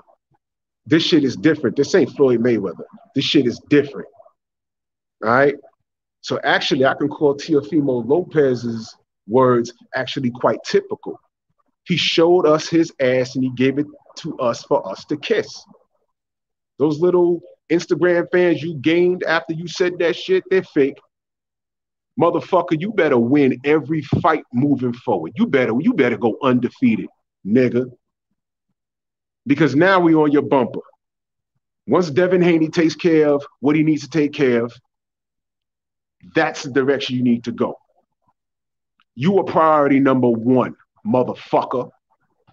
You are priority number one. You bitch ass nigga. You a bitch ass nigga.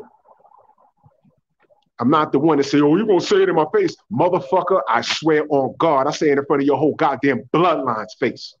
Nigga. Your hair's straight. Your nose is pointy. But you are not white. You's a nigga. You's a nigga. I got Spanish-speaking motherfuckers in my family too. Y'all don't know about that. Nigga. You's a fucking whole hoe and half a bitch. You and your fucking girl that you fucking screaming and hollering over. I'm done dealing with these motherfuckers, man. I'm done dealing with these fraudulent UK motherfuckers, these fucking coon-ass niggas walking around here. Let me tell you something. This is war. This is war. All right? I don't give a fuck. Y'all motherfuckers need to wake up. This is war. It's been a war. While you motherfucking niggas are talking about, oh, I'll keep it boxing. I just keep it boxing. I don't focus on, yeah, they depend on niggas like you. Because while you keeping it boxing, they keeping it about something else. Always. Did you see that movie Rosewood back in the day? Remember when he was like, I just want to buy my property. I don't want no trouble. And they kept telling him, yo, you keeping it like that? They keeping it like something else. And they forced his hand and he had to pull his guns. All right? They're going to force your hand. Are you going to pull your gun or not? What are you going to do? If you haven't figured out that this is war by now, from what they did to Wilder, to the pound for pound list, no Charlo was on there. Loma loses, gets moved down a few slots, and then Teofimo was put in at like number 10 or some shit. Tyson Fury is about to get his license back to fight on the 5th when they had an agreed date on the 19th, and y'all not saying nothing? You motherfuckers are on the wrong side of history, man. You on the wrong side of history, and you fucked up for that. They're doing what they did to Wilder is the oldest trick in the fucking book. Do your fucking history, Jack Johnson. Do your fucking history. Learn your fucking lessons. Look it up. We're in the age of technology. You can Google shit how they used to treat black fighters. And I revisit this. I laughed when AJ took that L in my city because I didn't see it live. But when I went back and watched it, I said, yeah, I'm glad this nigga lost, but he ain't look right. He's in the corner. Why do I feel this way? Didn't pay that shit no mind. My man called me from the garden. Yo, your man's out here looking crazy. That was deeper than stage fright. How the fuck you? Wembley is for those of you who don't know, Madison Square Garden is not big. It is not big. Wembley Stadium, you could fit like 3 Madison Square Gardens in there. So stage fright? I don't think so. I don't think so. From what I heard, what my boy was seeing backstage, that wasn't normal. They got AJ too. And I laughed, but I didn't put 2 and 2 together. But they got AJ. Why is that relevant? AJ got an L. Wilder got an L. Who's the only undefeated fucking champion right now? The 6'9" bald-headed white man. Because that's good for business. Never mind the fact that he had 2 failed events that didn't have anything to do with Wilder, but this is who they wanted to push. Shout out to Mauricio Suleiman. Huh? But you motherfuckers want to keep it boxing, right?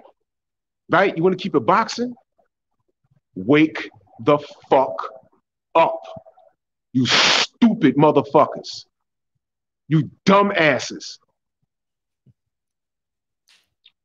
Bitch ass nigga Lopez. You in the mix too. You are one poison bottle away from getting your head knocked off. Don't let some other Ukrainian motherfucker jump in the middle of this shit. Watch what they do to you. But you know what? That's okay. You got to go get that real WBC belt. Go get it, man. Don't go nowhere else other than Haney. You better hope Haney lose this weekend. That's what he's hoping. Ain't gonna happen. I got Devin at 7, and I'm being nice. Go get that. Go get the WBC belt, the real one, not that fake bullshit, that franchise shit that up until a month ago wasn't transferable. Right. Motherfuckers. You see what I'm saying? You niggas that's trying to keep it boxing, y'all paying attention to all of this shit? Y'all paying attention? Put down your weed, put down your hookah. Stop fucking with 18 baby moms that live in a 10-block radius and pay attention if you think you know this sport. If you say you love this sport. This is fucking war. They ain't doing this shit to Tyson Fury. They ain't do this shit to Joe Calzaghe. They tried to make Mikkel Kessler a star. I remember that. If it wasn't for the Super Six. Thank you, Andre Ward. They were trying really hard to bring these UK motherfuckers from everywhere across the pond over here and force them down our throats. Triple G is still there. Still there. You think Vasyl Lomachenko's going anywhere after this loss? Let me tell you, Lopez loses one fight, you fuck around, his career might be over. You fuck around, his career might. If he goes up and fights Devin and loses all those straps, what he gonna do next? What can he do? You put it in the chat. Tell me what he gonna do. Tell me what he gonna do. Huh? What is there left for him to do? Nothing. He gonna fall off that pound for pound list. I would say be fighting on ESPN, but they ain't got a fucking weekly show anymore. But Wilder's a bitch though, right? Let me tell you something. Wilder could sell out a goddamn arena shadow boxing and signing autographs, motherfucker. What the fuck you gonna do? Cry over your fucking hoe ass girlfriend? You bitch ass nigga. Fuck you forever now. Cause now it's war. Guess what, Teofimo? It's Haney time. Haney. LDBC strong. I'm out, Fred. Love you, brother. All right, love you too. Appreciate you, big homie. Definitely appreciate you, big homie. All right, Nate the Wolf, you up? Let me get to the super chats, man. Sports the GOAT. Email. I'll send you proof of the fight being fixed. DM it to me. I'll put my DM up there. DM it to me. That's the best way. DM it to me. If y'all ever want to get a hold of me, DM it to me. It's so much easier. Terrence Bailey, man. What it do? Terrence Bailey Sr. Lopez is the light-skinned version of Brandon Tatum. He can kiss the darkest parts of tails. Brandon Tatum. What's up, man? My nigga, this is dedication. This is anti-hesitation. It's a real nigga celebration. What's up, man? Welcome to the show. What's up? Thanks for having me. Oh, no problem. What you got? Man, first of all, everybody calling Teofimo a bitch for calling Wilder a bitch. But, you know, that's normal. Teofimo was asked the question. He felt like Wilder was a bitch because he was making what he calls excuses. But, you know, it's just funny that he was making excuses for fighting a taller fighter when he wants to move up in weight. So why make an excuse about I don't want to fight tall fighters no more, but you want to move up in weight? And that's also cut to the crap that Bob Arum basically said he don't want Devin Haney to fight Teofimo. Is he going to talk about that? I mean, you say you want to fight Devin Haney, but Bob said no. We want to fight Ryan Garcia or Gervonta Davis. We don't want to fight Devin Haney.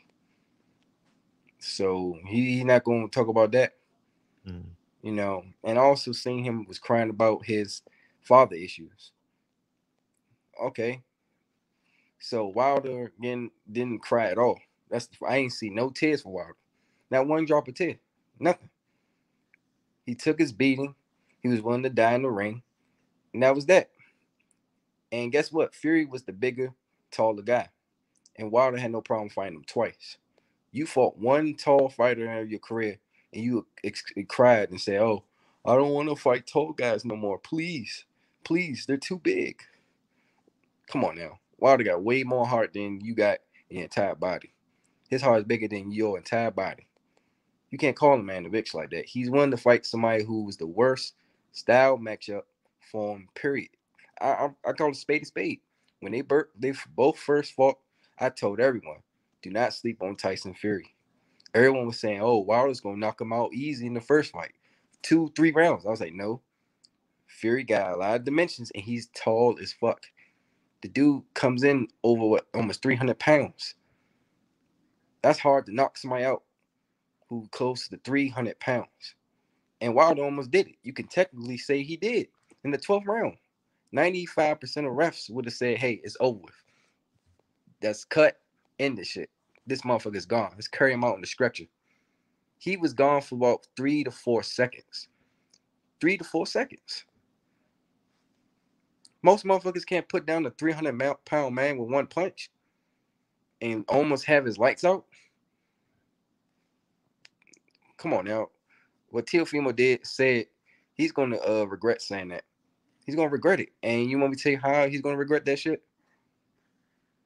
He's going to regret it because what I saw from that Lomachenko fight, which, let me be honest, it didn't really impress me at all. It didn't impress me. For other people, it was a great performance. Not to me. It wasn't. Never was, because for the first 7 rounds, Lomachenko barely did anything. He didn't throw no punches. It's actually easier to win a fight when your opponent is not willing to engage. Anyone knows damn boxing. As soon as Lomachenko threw punches at Teofimo, he was tagging him left and right. Combinations, making his head snap back. And Lomachenko is the smaller guy. So when I saw that, he was hitting him. Lopez, all he could do was hold on to Lomachenko. He didn't really try to answer back. All he did was keep trying to hold on to him. And you're the bigger guy. You're the bigger guy, and you're getting tagged by the smaller man. Left and right. And I'm thinking to myself, what if that was Devin Haney? Matter of fact, what if that was Gervonta Davis? What is that? I mean, let's be honest. If that was Tank catching them with clean shots, combinations, not no 1s or 2s or 1. I'm talking about 3, 4 pieces. 3 to 4, 5, 6 pieces. And his head is snapping back. And he just holding on to the smaller guy. I'm like, come on now. Stop it. Stop with the, oh, he's a bitch. No. You know who's a bitch? And I hate to call boxers a bitch because these guys put their lives in the ring. They put their lives on the line. It's hard to call a man a bitch when they put their lives on the line, which is why Teofimo should know better. They put their lives on the line. They all know what they go through when they train. They go into this ring. They know all of the fucking risks, and especially at heavyweight. So he should know better. But see, he got his father who be popping off out the mouth. People forget he was calling people niggas. Nigga this, nigga that, nigga this. People forget about that shit though. People forget about that. And Andre Ward, shout out to him. He called him out on it. He called him out.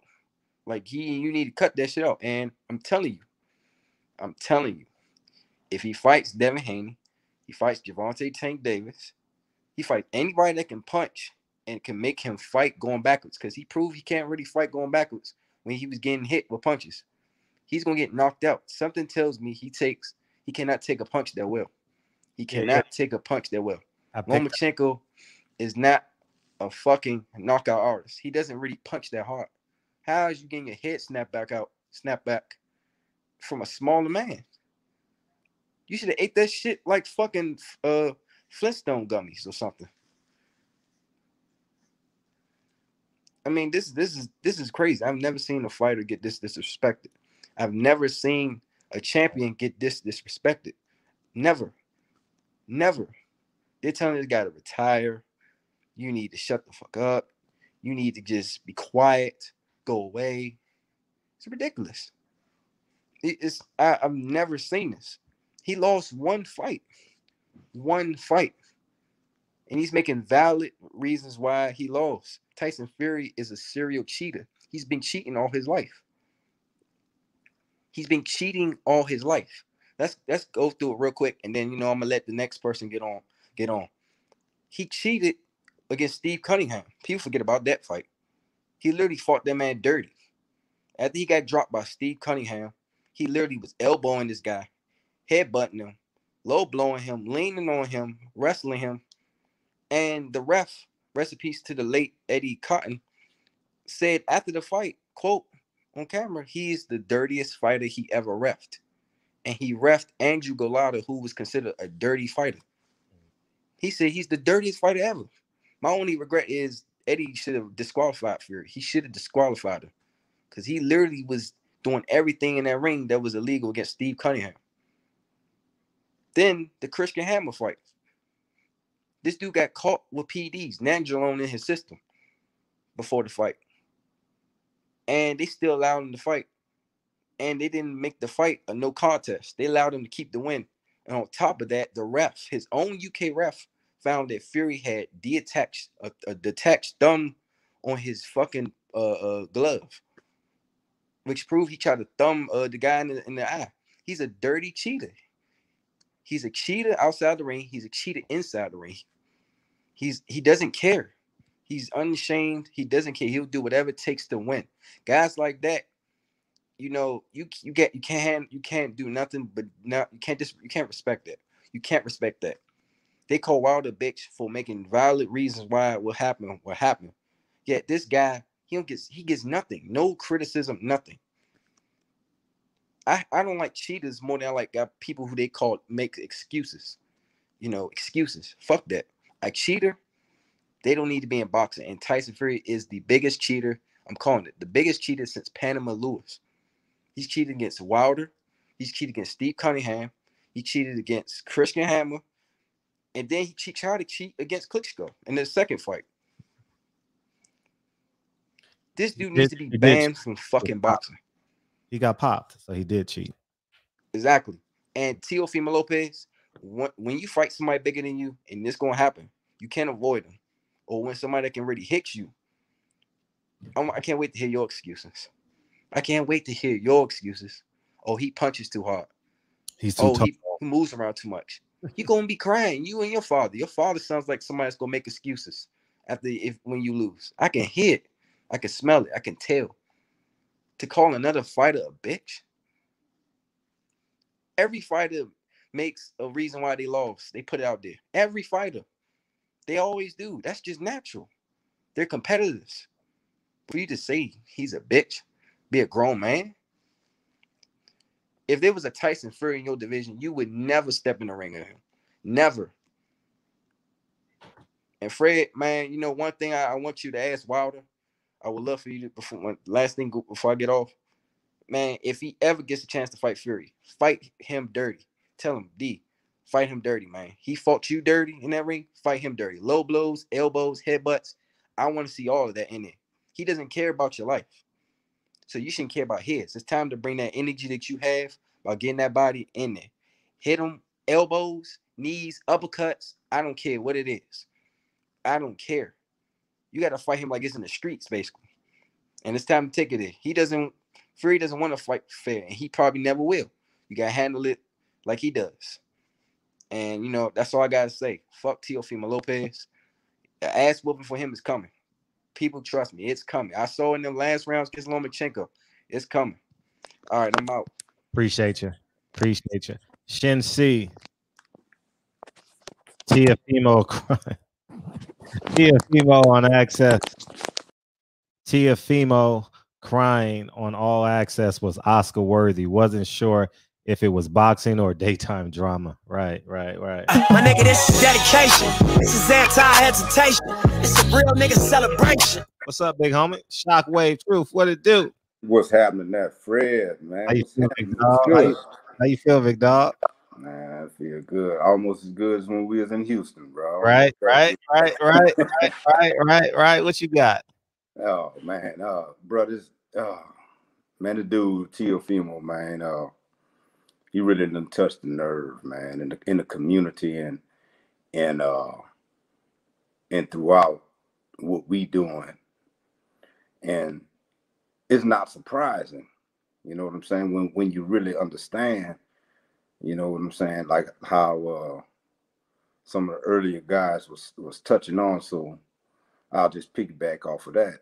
These Latinos, Hispanics, whatever it is, whatever you want to call it, you know what I'm saying, the first chance, like I said out in the super chat, but first chance they get to get the first opportunity they get to be recognized by the dominant society, they jump head over heels, you know, and this old fake Black Brown coalition, you know what I'm saying, is just a talking point, you know. And now I want to, when Wilder said he won't catch a body in the ring, Suleiman had all this fake rage. Yeah, didn't he? You remember that? He had this fake, oh, well, this, that, and the other in the press when him and Ortiz would go fight again. You know, now he ain't kept that same energy with investigating Fury, but now he got his people investigating and putting out fake propaganda against Tank. Now, Tank bucked on it. You know what I'm saying? And a lot of the guys, a lot of you guys doing good work, and Ego, man, leading the charge on this shit. Ego going ham. Oh, ham, bro. He won. He 51-50 on his ass. You know, to where they're even responding to Ego. Yeah, Ego just turned up. Yeah, you know what I mean? He came out the nowhere. I love it, nigga. I love it. Keep going, Ego. Keep going, my nigga. Bro, he is going ham on this motherfucker. Like, you know what I'm saying? Fucking no questions asked, no holds barred. He fighting him like old boy just got off. So he fight dirty headbutts, scratches, scrapes, you know, whatever you got to do. He bringing out pictures, people that's deleting the pictures, and he going through the whole litany of the stuff. I mean, it's like in a professional, in a legal aspect, you know what I'm saying? This is like a dissertation leading up to the prosecution, you know? You know what I'm saying? He doing that, and much respect to what he doing. And Teofimo, again, he has got his opportunity to ingratiate himself with the dominant, the white, the Saltines, and that's where he jumping into. Now, you can all see this. This man moved his old lady and his family from New York to where Arkansas, right? To go Trump. Yeah, the motherfucker, he come down here to the South. He right one state up from me, out of Louisiana. He in Arkansas. He fighting out of Arkansas. Because he couldn't keep, I guess, that black wood out of his old lady in Brooklyn. You know what I'm saying? So he do what a simp do, you know. I'm gonna get you out of there. And he took her to what he felt was the bastion, you know what I'm saying, of the South, to where he could save his old lady, you know, because I love her, this, that, and other, but he couldn't keep that black wood out of her. So I'm gonna get you away from them niggers. You know what I'm saying? I'm gonna get you away from that, you know what I'm saying? I'm gonna put you in a trailer park with Kenny Ray and Billy Rob and all this other old bull ass shit. But that ain't gonna stop. You know, we own him. Right. This man got hit. He goes back in a straight line. Straight, especially the straight second line. half. Yeah. The only thing that saved him was Loma is not a puncher. You know what I'm saying? Loma is not a puncher. And you don't have that one quick hitter pop. Now, Dev, he can hit, and Dev don't really have that one quick hitter power yet, but he'll overwhelm you. And bunches. Tanker shut this dude out, you know what I'm saying? Two lefts, you know what I'm saying? He'll be Leo number 2. You know what I'm saying? And that's just it. But the warranted disrespect that is being showed to Wilder after carrying the mantle for the WBC for all these years, you know, it just goes to show you. So disrespectful. That, again, this fake old black brown coalition, man, look, everybody right now, the one thing I respect about this Trump 4 years, Now, whether we get FOMO or not, the one thing I respect about these 4 years is that he has made people draw a line and pick a side. You know what I'm saying? All the fake he made. I'm from, you know, bro. I'm from South Louisiana. You know what I'm saying? He made these motherfucking well-footed crackers happy to be who they are. You dig? And I have nothing. Hey, bro, be who you are. I have nothing wrong with that. But at the same time, everybody else can wrap themselves in their culture, but us.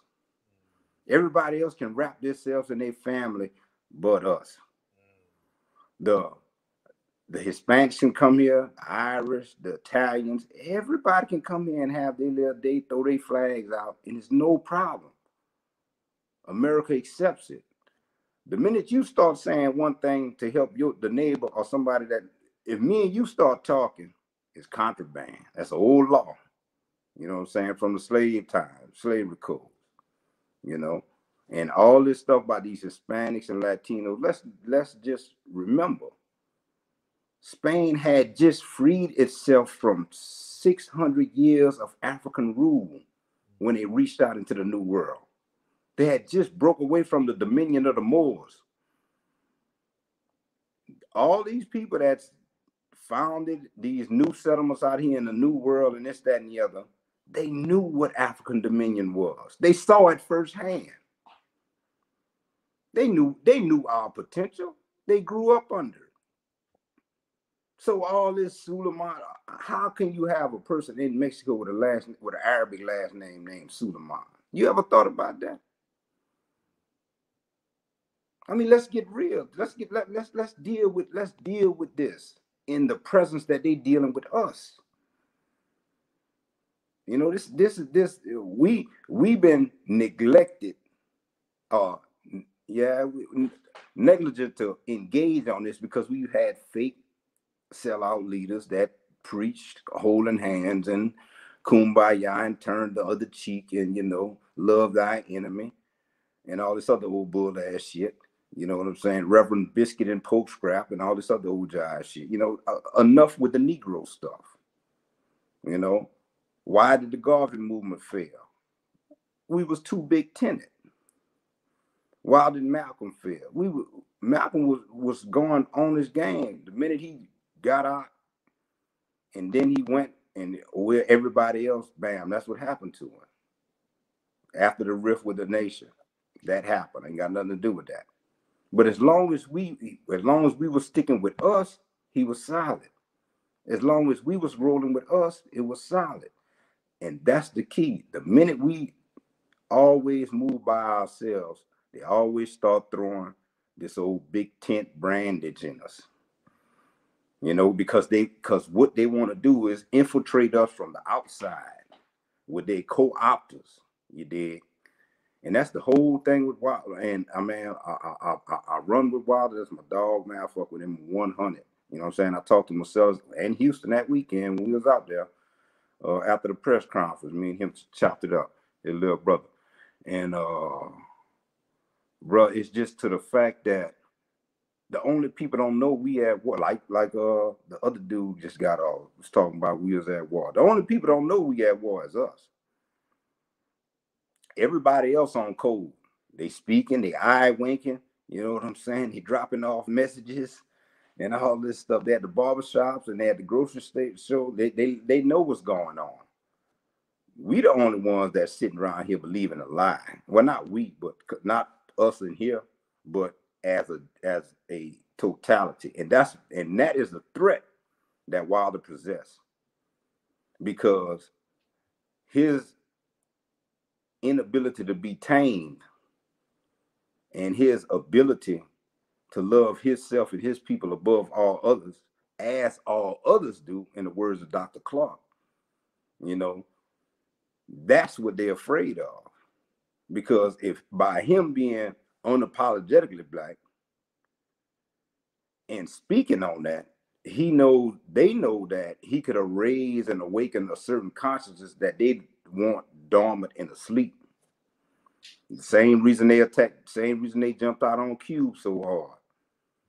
You know what I'm saying? This man here walked out with a plan. He ain't went at, and he didn't talk to Trump. He went at his team like, this is what I expect, this, that, ABC 1, 2, 3. But he said his plan is for black people, the descendants of slaves. He ain't saying no coalition. He didn't say no gays and goddamn all these confused individuals. He didn't say all that. He said for the descendants of slaves. Now, then they turn around and turn some bedwenches against him that's more in love with white folks and a deal that they done cut than themselves to sit around here and say, oh, well, you don't have nothing specifically that say black women. He said black people, you know, and I'm not going to allow them to separate our women from us. We are, black people is our women. That's us. My mother, my sisters, my daughters, my wife. You're not gonna separate our, and that's how I stand on how Q stood on this square. He framed that shit up. You not say okay, and then he said, okay, if you want to add some more, give it to me. And what they had, nothing. But they couldn't even come up with, none of them out of the 4 on the panel said one thing about what they could do to write it. So that confirms the hit job. Like how you were saying earlier with the WBC. This dude fight in December, the fix is in. We already know the fix is in because Tyson Fury is the illusion of white supremacy globally. Everybody know this shit is over with for them. They even know with it, man. They can't even reproduce, you know, but they still want to project that image that they still in control. You know, it's smoke and mirrors, man. It's history. They holding on to a bygone era. You know, it's like they still speaking about the British Empire or some old dumbass shit like that. It's over with, man. It does not belong. It's a figment of your imagination. And for Teofimo to call down, buck dance with these people at the twilight of our awakening. You see, this is what I love. You know, they showing us who we are as we waking up. For the masses of us, most of the people that's here, the people that we've been rocking together, we already been there. We know what time it is. But we talking about the dead. You know how that old Bible verse, you know, and I don't throw the whole Bible away because some of it good. But it said, let the dead bury the dead.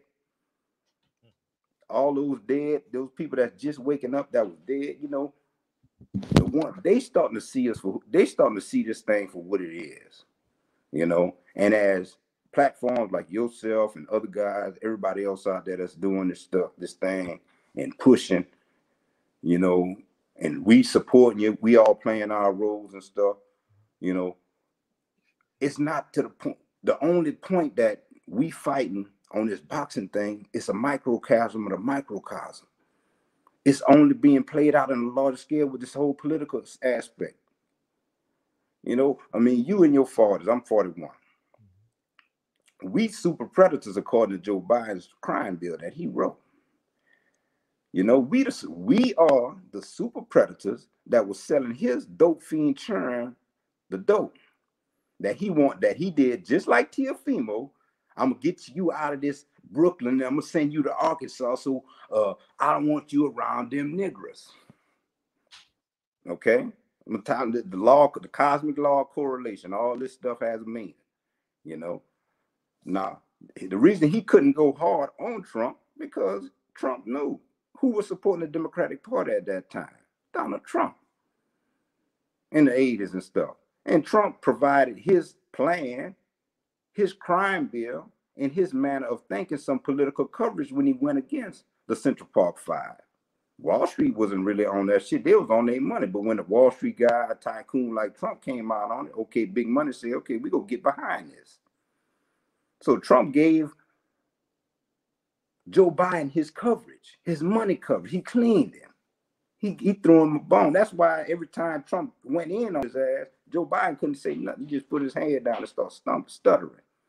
Because he knew I got you. I finance you. I propped you up, straw man.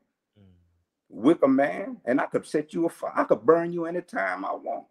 So then he started shifting to that. The whole reason they didn't want to talk to Q was because he can't go on a black coalition. Because he done went out there, oh, I'm black, this, that, and other. Then Trump would have ate him up. So he talking about, oh, for everybody. We go help everybody. We done been through that. We done had 60 years of helping everybody when they wrote themselves into, you know what I'm saying, the minority legislation. You know what I'm saying, the 14, 15, you know what I'm saying, the amendments to the Constitution. Ain't that, the amendments to the Constitution was for descendants of slaves. It wasn't for Latinos that just that came into the country. It wasn't for gays and lesbians and all that. It wasn't for them. But they co-opting it the same way they doing with Wilder. They're attacking him because this man is standing on principles on who he is. And we should stand on our principles on who we are, come hell or high water. You know what I'm saying? Just like how you operate, bro. I respect how you do your things. We don't always agree on things, you know, primarily Floyd. We disagree on things like that. But the only things I disagree with Floyd is that I think Floyd is a plug or a way to get to certain things, because the brother is always on his game. He is always on his game. And if we take that Floyd way of hustling, and you see, he respect his enemy. He know you know what I mean? I'm talking about Pretty Boy. Pretty Boy knew who he was dealing with. He knew he had a shiesty-ass Jew and Bob Arum. He knew who he was dealing with. And he respected his enemy. And he rebranded himself into Money Mayweather. Now, Money Mayweather had to do some things, you know what I'm saying, to co-op and get the money and get the power. But he's did that. But now he's flexing on the same people that tried to enslave him. The same people. Case in point, Fred, and I want to hear your aspect on this. You ain't got to hear shit from me. I think you just said he said it all. Go ahead, nigga. Go ahead. I just want to hear your aspect on this. Now, when Floyd retired, okay, Eddie Hearn came over here with that bag from the Zone, dancing, talking about, oh, what he was going to do and this, that, and the other. At that time, Black American fighters didn't have nobody strong enough. Earl was just coming up. You couldn't count on old Ponytail. Keith. Sometime Thurman. Yeah, exactly. I didn't really believe, and I don't have nothing against Sean Porter, but I didn't believe he was 100% culture and standing on. He was be able to stand for the things that they was attacking us with. And Errol, like I said, Errol, he wasn't well known at that time. Tank and all these other guys, they wasn't there. Wilder hadn't been thrusted in. Even though he was a champion, he didn't have that thrust because the heavyweight division was still in a lackadaisical aspect. Had we would have slipped, or if Floyd would have just really took the full back seat, Eddie Hearn would be running boxing in America, man. All the American fighters would have been just like Boo Boo Andre. They'd have bought that, they'd have got that bag, got that ticket, and he'd have shelved their ass. That was the whole plan. Get you in a contract and put you on the shelf. Now, you got Eddie Hearn talking about, oh, why isn't Jamal Charlo with us? He could be making these fights. But yet and still, Boo Boo Andre can't get a fight with Canelo. Boo Boo Andre can't get a fight with Triple G. And they all under the same banner. It was a whole freeze out. That was the whole hustle, man. The whole hustle was, the dazzling hustle was to come in here, get this money, and I'm going to shelve these niggas. And then who would they have put in your face? All it would have been Triple G, all these weird ass, manuscripted ass fighters that we stuck with right now. Not that we stuck with right now, but they still lurking around, but we would have been stuck with them as mainstream. And you'd have had black fighters that then built this that always maintained a multi-billion-dollar industry. And you a historian of boxing. Boxing always been a way out for the black community, and it always been a black-owned, black-supported community. And they always talk all this shit about the 80s and the 90s. It was the best era of boxing and all this shit, this, that, and other, which I agree with. The heavyweight division and all this. But who was making those fights? Don King, a black man. Bob Arum was making those fucking fights. When Tyson Holyfield, Lennox Lewis, Riddick Bowe, all these people was fighting, who was putting all those fights together? Don King.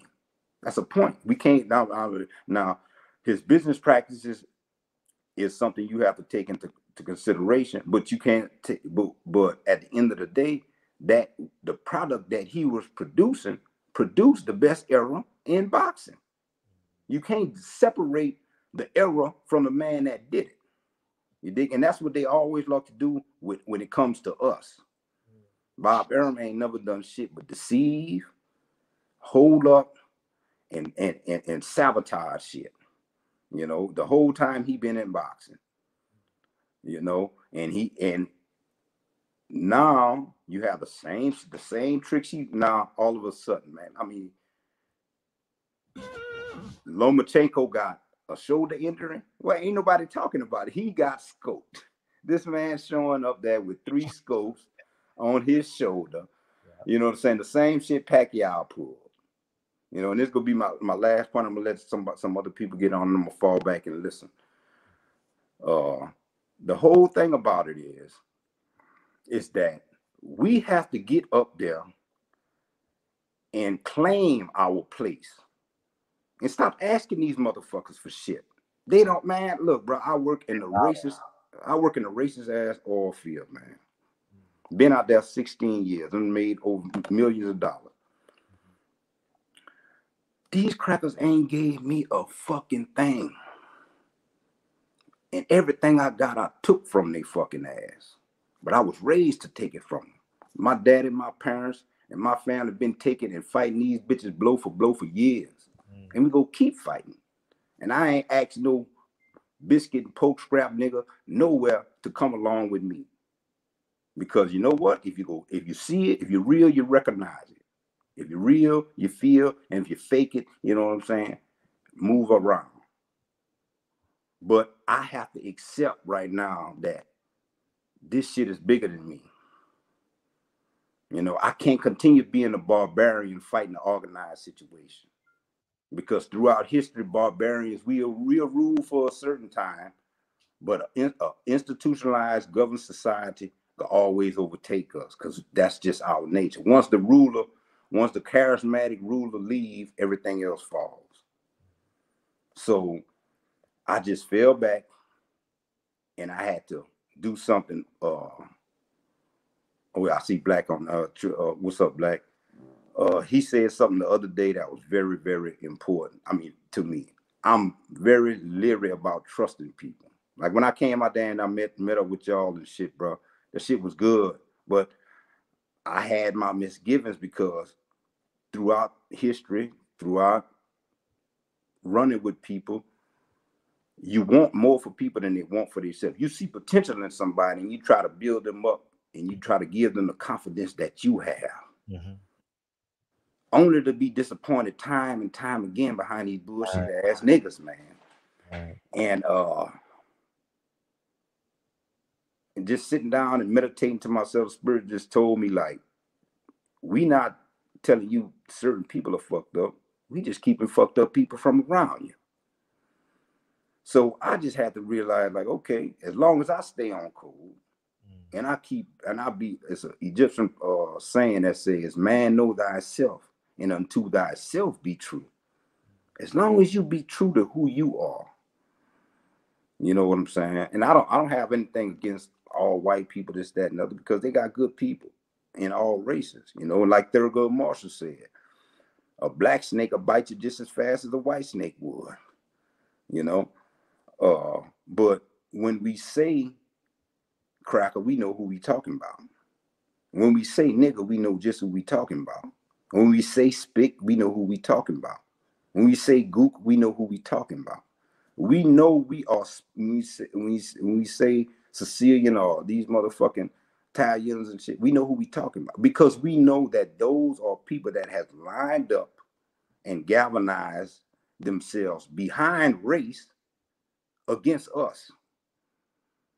Because we ain't out here attacking nobody, although we should, because everybody done gave us a reason to. And all I'm saying is, I'm tired of the talking. Going forward, you know what I'm saying? That you have provoked this situation. So I'm gonna give you what you're looking for. I'm gonna give you what you're looking for. You said it. This is what you want. We've gave you multiple opportunities to rewrite the rules of engagement. These are your terms. Going forward, I accept your terms, sir. Pistols at 10 fucking places, or however you want to do. These are your terms. We go just back out. We will go to our corner, like the ref say, obey my commands at all times. Protect yourself at all times. Touch gloves and come out fighting. And when the dust settles, whoever wins, wins. How Ego doing it, bam, I'm mashing with him. How you doing it, bam, I'm mashing with you. How 7-8 and Black and Stay Ready and Champside and BFTB, Blue Blood, how everybody else doing it, bam, how the next person that's listening to this, that's about to jump on the channel, because what you doing, I'm mashing with him. You know what I'm saying? I'm mashing with him.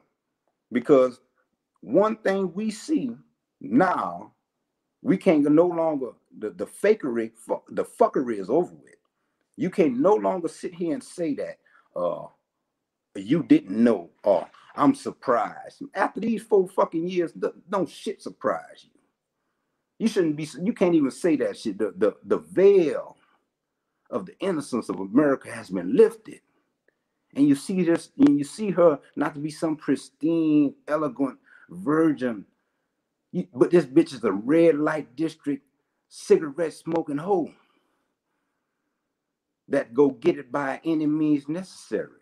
And that's how we should take it. Fury cheated this man lock, stock, and barrel. The white media let him get away with it. Took the belts back across the pond. Now they say, oh, he's a poor sport, poor form, poor. Why would he say this? Why would he do? Well, after all boxing has done for him. Shut the fuck. What the fuck boxing done for him? This motherfucker gave y'all money that y'all can't even touch. You know what I'm saying? Heavyweight division boxing was dead. Oh, well, we want to hear from Deontay. We want to hear from, why?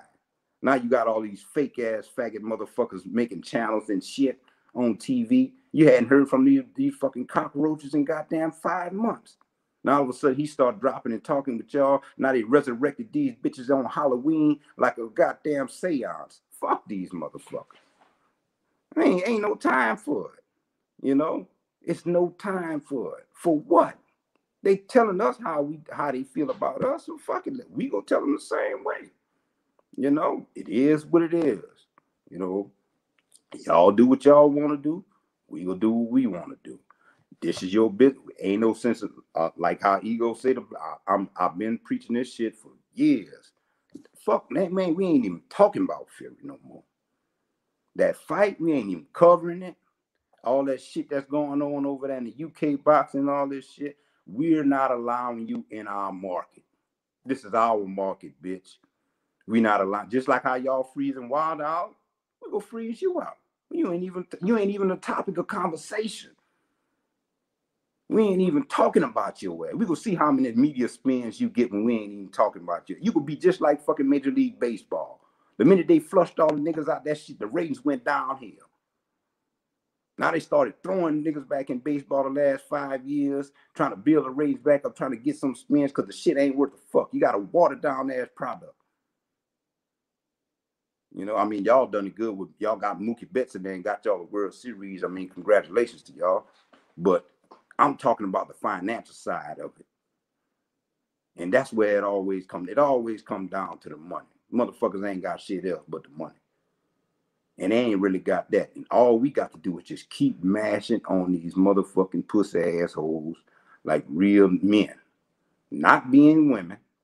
Not sitting here trying to philosophize and think of how we can get them to go along with us. Because in the last 60 years, we coming up with the same questions. Jobs, justice, equality, and all this old bull ass shit. Man, I'm done with it, man. That's just, they are who they are. I accept them for who they are. Now you go see us for who we really are. And that's it. We go move on like how you move. You don't ask nobody shit. You want to do something, Fred, you go out and do it. You was teaching, you ran for fucking public office, you wanted to do that. You wanted to build your channel up, you wanted to do that. You made moves because that's what you wanted to do. I ain't worried about the same shit I went in this oil field.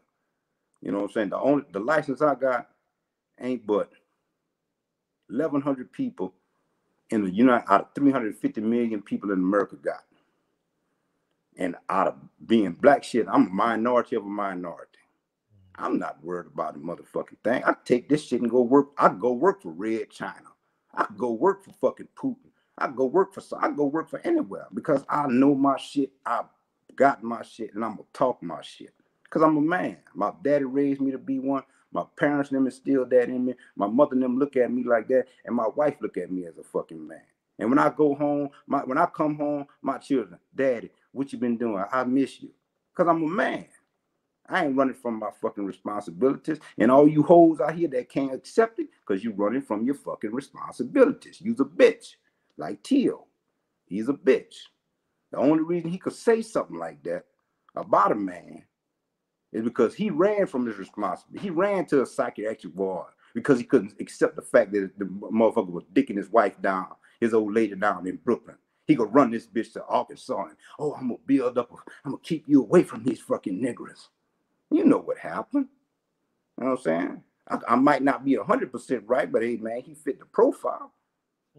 That's what bitches do. That's a whole move. You know what I'm saying? And when you catch a hole like that, you see it, you speak on it, you move on. You know, but he go cape, he go throw shade. You know what I'm saying? He go talk down on anybody he can right now because he feel the spotlight on him. Now, if Tank wouldn't have knocked Leo out like that and took the spotlight from him so fast, he'd have been a little leery. But he saw his glow dissipate in an instant. In a fucking instant, all this shit dried up. So now he had to come out and make himself relevant again. You know how it's just like the political spectrum. You know, all the October surprise or some old bull ass shit like that. You know what I'm saying? That's what it is. But the thing about what we doing on this shit, it correlates to the dominant society power struggle globally. And you call out this shit in a free market enterprise like boxing, those same free market principles apply in finance, banking, real estate, textiles, goddamn data and technology. All that shit is the same, bro. So, man, just keep pushing. Fred, everybody out. When I'm in country, when I come in, sometimes my website, I'll try to hit y'all, but my Wi-Fi be fucking up offshore and shit, so I can't really get in touch with y'all like talking about it or in the chat and stuff. But when I'm here on land and shit, I'll try to call in or I'll try to drop y'all in some super chats and shit. But man, just know, bro, you not alone. We not alone.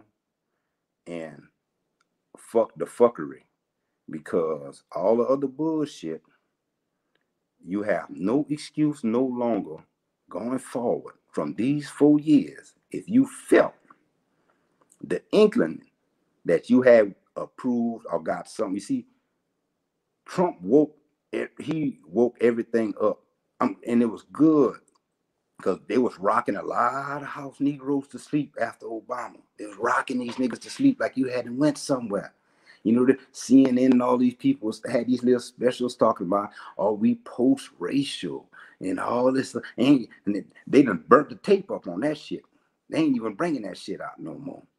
You know what I'm saying? It was rocking, and all of a sudden, white America mad with Trump. Like, what the fuck is he doing? What is he doing? We had these niggas. You know what I'm saying? Why are you doing it? Why are you waking them up? And that's what happened. You know, thank you. You know what I'm saying? He woke a lot of people that wasn't us, but when they come to the party, we could just be like, hey man, that's one thing we have to do is just invite them in. I appreciate you waking up. Come on in. This is what we've been doing. This is what's going on. And this is where we need to go. Because a lot of people go come up and come into the situation lost with energy, and they really don't know what to do. And you see, that's what the platform you guys and LDBC and 7-8 and everybody else then gave them a way to engage themselves proactively and professionally. And you know, it's just like you give your tools and other people give their tools, because you can't build a house with just hammers. You know what I'm saying? You got to have a saw, you got to have a nail, you got to have skill, a level, you got to have a drill. Somebody got to pour the foundation with the concrete. You know, and we have to build our own shit. You know what I'm saying? I manifest that segregation was the worst shit that happened to us. Worst shit in the world. You know what I'm saying? I got the best education I got from a segregated elementary school. You know, and I stand on that. I was born, raised in a predominantly black segregated area.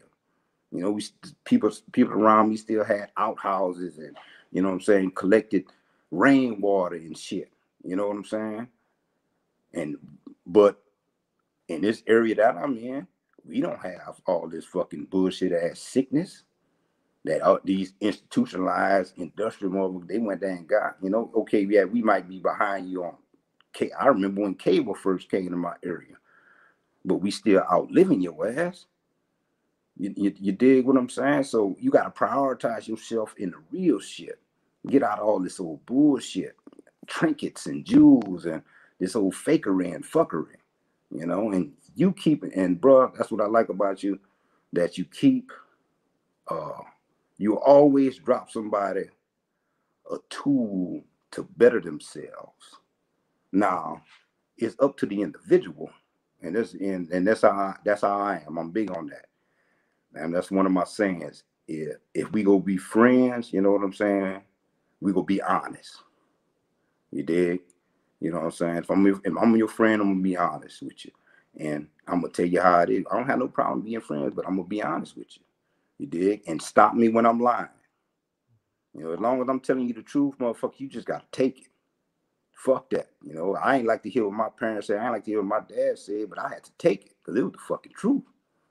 You know, now I respect it and I love them for what they did, because that made me what I am. And some of us just got to fucking take it. You know, some shit you might not agree with, but at the end of the day, if it's a fact that somebody is giving you and it's irrefutable, you should just be thankful that this person is at least taking the time out to uplift you. Because the worst thing, and I'm going to tell you like this is what I do to them offshore. Ones that fuck over, man, I know they inherently racist and shit. I do the worst thing I can do to them, Fred. I keep them ignorant. I don't teach them shit. I leave them stupid, and I leave them in the same darkness. And I got the light right here, but I don't let it get past right here. And that's all. And that's how I deal with them. Because at any given second, I can outperform them. But they can't outperform me. They can't even comprehend what plane I'm vibrating on, because they don't even know enough of the information. And that's where we need to get to. Fuck them. Let them talk. All these motherfuckers running around there posting YouTube channels and fag shit and laying up there with arguing with BFTB in their bedroom, jacking off because they secretly in love with him, and looking at Black Fight Fad and arguing with him. These motherfuckers in love with him and all this disgusting sodomistic behavior and shit.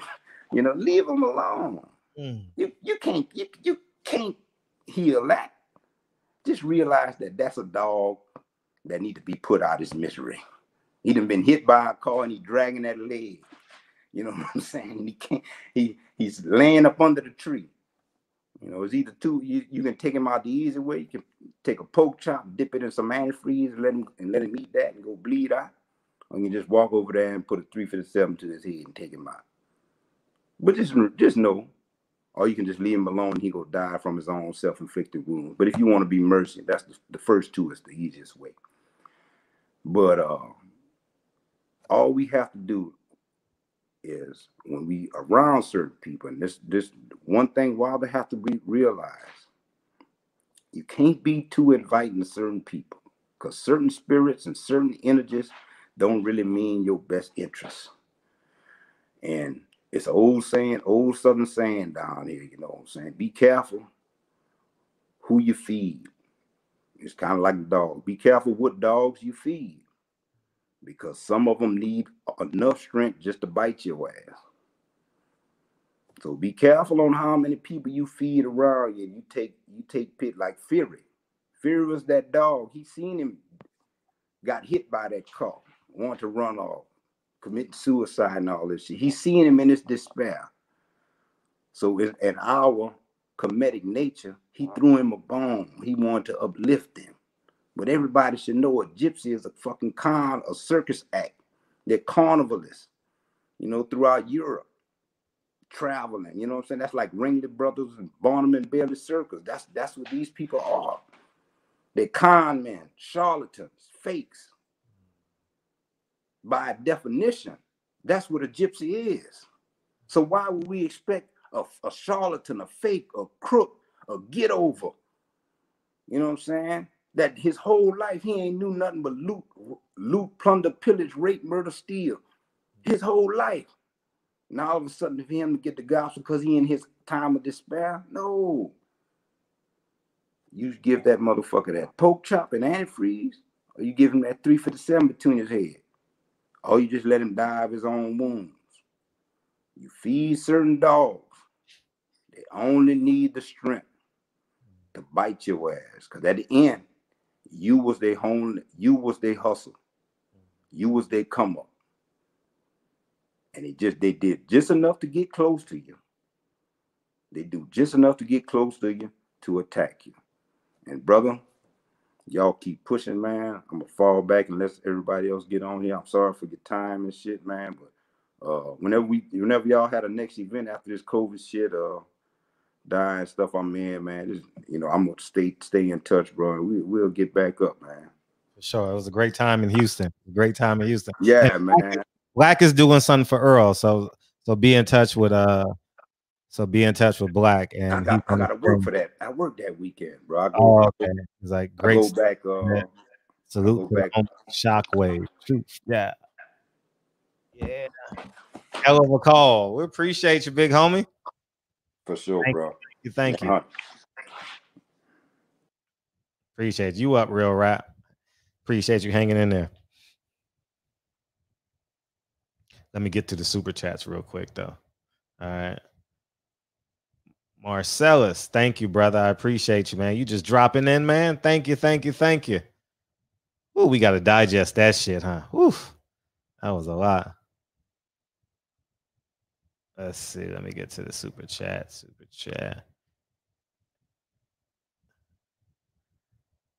What's up, Raphael? Salute, family. We appreciate you, man. Man, y'all so loyal, man. Y'all niggas be in this motherfucker all day, 24 hours. Every chat I see y'all niggas in. Damn. Appreciate y'all, man. Thank you. Raphael, give me a dime. I only got 8. Oh, man. We appreciate y'all, man. That was a hell of a call. Wasn't it, Real Rap?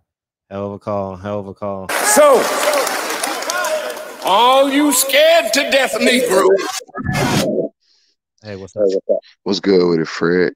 How you feel? Yeah, I can't talk too loud, man. I'm in the crib with the old lady, man. So can't talk too loud. But dude had a good call. You know what I'm saying? He had a hell of a call. The chat ain't shit. You know what I'm saying? The chat was giving him his due. You know what I'm saying? But they was going in on Tio the whole time while he was talking. Had a nigga laughing like a motherfucker, man. Look, let me just get to it. Salute to the last call. Salute to all the callers, man. From Drew to Terrence to everybody else that called in. Honestly, Fred, look, I'm gonna say one thing that was said earlier about people of color, right? And I'm gonna get to this boxing. I'm gonna get to everything that's been going on. Salute to everybody in the chat. Salute to Barbershop Conversations. Let's get it. So the reason why I don't like the term people of color is because it involves inclusion. It's an all-inclusive thing. Like whenever I hear, people of color from Don Lemon or one of the politicians or whoever, you know what I'm saying, I always cringe because I'm like, bruh, y'all ain't talking about black people. Y'all giving the illusion like y'all talking about black people, but y'all really talking about the other races. And this bullshit, Fred, that to this time period that we in, we still don't understand that everybody gets something specifically for them but us. That's the bullshit. And we got to stop allowing these motherfucking politicians, these fucking talking heads, and all these other people that attempt to talk for us and our situation, but we don't get no fucking benefit. That's why I can't stand that fucking term, people of color. And salute to Champion Heart too. I almost forgot. Salute to my dog. He had another great call too. I can't fucking stand that fucking term, people of color, because it gives the illusion of inclusion when it comes to us, but they're not talking about us. You would think they'd be talking about black people, but they could be talking about white people. They be talking about poor ass white people and shit. You know what I'm saying? That has nothing to do with us. That is not our term. People of color, y'all niggas need to stop saying that shit. That has nothing to do with us. If you want to speak about black issues, black benefits, say the shit. Say black people. I'm doing this for black men, black women. Like, motherfuckers get on my nerves with that people of color bullshit. Because at the end of the day, they not talking to us and y'all not referring to us if y'all on that type of time. Number one. Let's get on Tio. All right. Now, I was kind of regretful that I didn't put money up on Tio because I thought the better boxer would win. I thought Lomo would win. But something told me, man, because I know a while back, I know when he married his girl, I remember hearing the story. Salute to Reggie Owens. I remember hearing the story, but I couldn't confirm it because I couldn't find it. It's just something that had passed by. Well, it shows you, bro. It's jealousy involved. You had no reason to speak down on Deontay Wilder's name at all. You had no fucking reason. But it makes sense, though, because you Bob Arum's bitch. You come from a long line of bitches. You know what I'm saying? First, Pacquiao. You know what I'm saying? Pacquiao was Bob Arum's long-term bitch for a long time. He had Pacquiao on the stroll, until Pacquiao fought Joe Horn or whatever that motherfucker's name is from Australia. You know what I'm saying? Then Lomo became the next top bitch. You know what I'm saying? The what you call it, Fred? The bottom bitch, like the nigga that received all the checks, take care of all the money. Yeah, the bottom bitch. Lomo became the bottom bitch. Now Tio is the brand new bottom bitch. You know what I'm saying? And salute to that caller who said Darren King put all the great fights together. That's right. My dog me and him was talking like a year ago. And I remember saying that shit. And I remember saying how, man, Don King wasn't shit, but he put together some of the greatest fights ever. Facts. A fucking black man. Bruh, the reason why we can't have full control of the sport is because, like the brother said, we take over it like how we did baseball, like how we did basketball, like how we did football. That's why we can't have complete control of the sport. These motherfuckers is on their last fucking they on their last leg. They had to create the UFC because we dominated. We beat the white boys out of boxing. That's why the UFC was created. They didn't create the UFC because they like all disciplines of fighting. No. They was getting their ass beat by us like they always do. So when a white man looks at his son and he wants him to look at greatness, look up to greatness, he wants his own progeny, he wants his own descendants to be able to look up to the ancestors. Well, they didn't have no ancestors to look at because the ancestors was getting beat by us. You know what I'm saying? Since been from the Jack Johnson days to the Joe Louis days to the Sugar Ray Robinson days to Muhammad Ali to the great fighters of the 80s, we been beating their ass. That's why they had to create the UFC. And then we was beating their ass in that. Israel is the greatest fighter, probably next to, in my opinion, Silva. You know what I'm saying? He gonna be another John Jones. As long as he stay up, he gonna be the greatest. So it's like y'all can't run from this. Y'all can, but y'all can't get far because we gonna end up lapping y'all. You know what I'm saying? That's why they holding on to boxing with dear life, and they using the Mexicans to help them, Fred. They using the Mexicans to help them. That's why it's gotta be us first, man. I tell people this shit all the time. You can like who you like. You can big up who you big up. But I go for black fighters first. I don't give a fuck. I don't care who know that shit. If a black fighter is fighting a Mexican fighter, guess what? And they both from America, guess what? I'm going for the black fighter. If a black fighter is fighting somebody else that's not so-called black, nigga, I'm not rooting for you. I don't care how nice your skill set is. That's why niggas killed me when they was talking about Loma. Bro, Loma is just a carbon copy of a random black dude somewhere in America right now. A random black dude in America right now in a gym, somebody that's nice. Don't get it twisted. Gotta be nice. Somebody that's nice can beat the shit out of Loma right now. Like how they say all the time, Fred, there's a Michael Jordan in every hood, right? There's a motherfucking Loma on every street block. Motherfucker ain't special because he got pale skin and because he could move around in the ring. That makes him special? No, that makes him another fucking hype job. Once again, where's Larry Merchant at? Where's that bitch ass motherfucker Paulie at? You know what I'm saying? Talking about our last great American fighter. American is code word for black. If you didn't know, American is code word for black because you are the original. You are the original nigga. Period. That's why they use code words to talk shit about us. You know what I'm saying? Niggas out here crying over what white leadership is gonna rule over next. Who gives a fuck? That's why I salute what Drew said.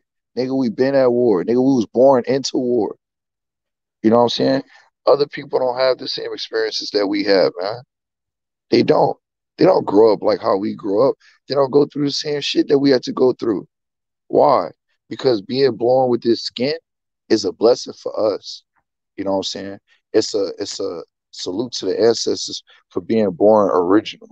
You know what I'm saying? But to everybody else, it's a fucking it's a fucking mask and it might as well be a gun. Black people might as well be holding up the other races. That's how they look at us. That's how we got to treat them. Is everybody against us? No. But until we know for a fact who's riding with us, fuck them all. Period. Because look, Fred, I'm back home, right? I was in Montana the past month getting money, right? Well, white people play the same old trick like how they do in other regions. You know what I'm saying? They're going to come up to you. They're going to check your temperature. But they ain't going to do it in a far way. They're going to smile in your face. They're going to smile in your face and try to come off friendly. That's how they got our ancestors. Like that. You know what I'm saying? Nigga, I don't get it twisted. The whole time I was in Montana, my motherfucking hand was on my waist. You know what I'm saying? Because I don't play that shit. I don't play that we're going to act friendly today and try to fuck over you tomorrow. That's what they good at, family. And we got to stop with that bullshit. You know what I'm saying? For them to come out and try to put dirt on Wilder, nigga, who is you? Is you American or not? Is you riding for your so-called American brother or not? Obviously not. You know what I'm saying? Just because he one of them light-skinned Honduras motherfuckers, he think he one of them Cuban motherfuckers. Like how the light-skinned Cubans think they better than the dark-skinned Cubans. It's the same shit. That systematic racism, that shit is real, man. You know what I'm saying? That shit is real. And they all want the benefit from white mommy and daddy. So they're going to try to shit on our heroes. Nigga, who the fuck is you?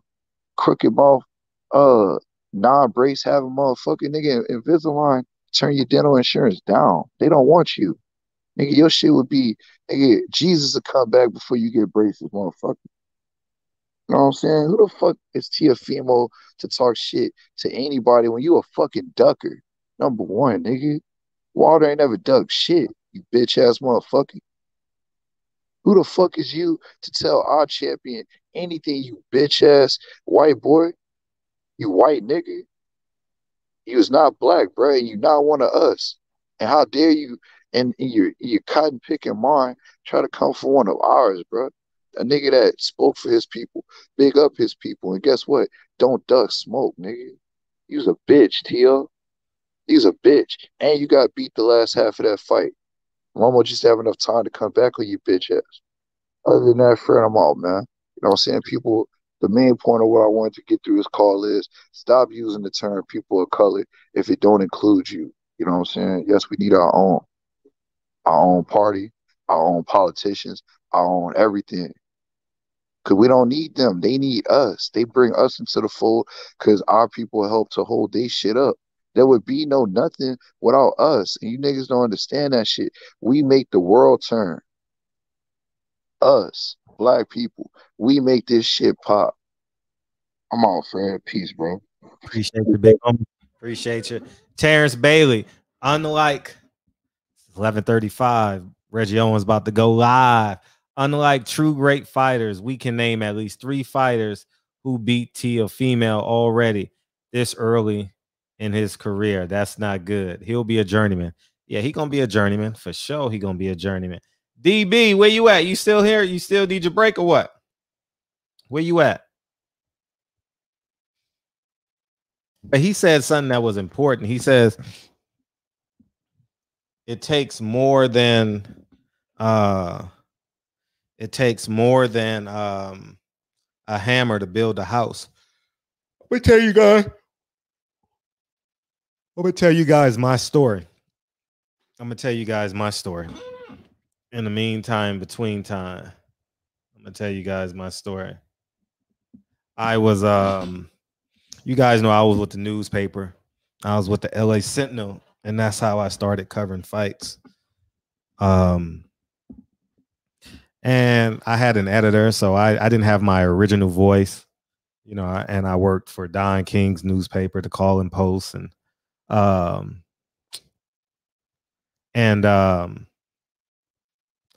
I realized what was going on, and I realized that I couldn't say what I wanted to say, do what I wanted to do, and move at my own speed.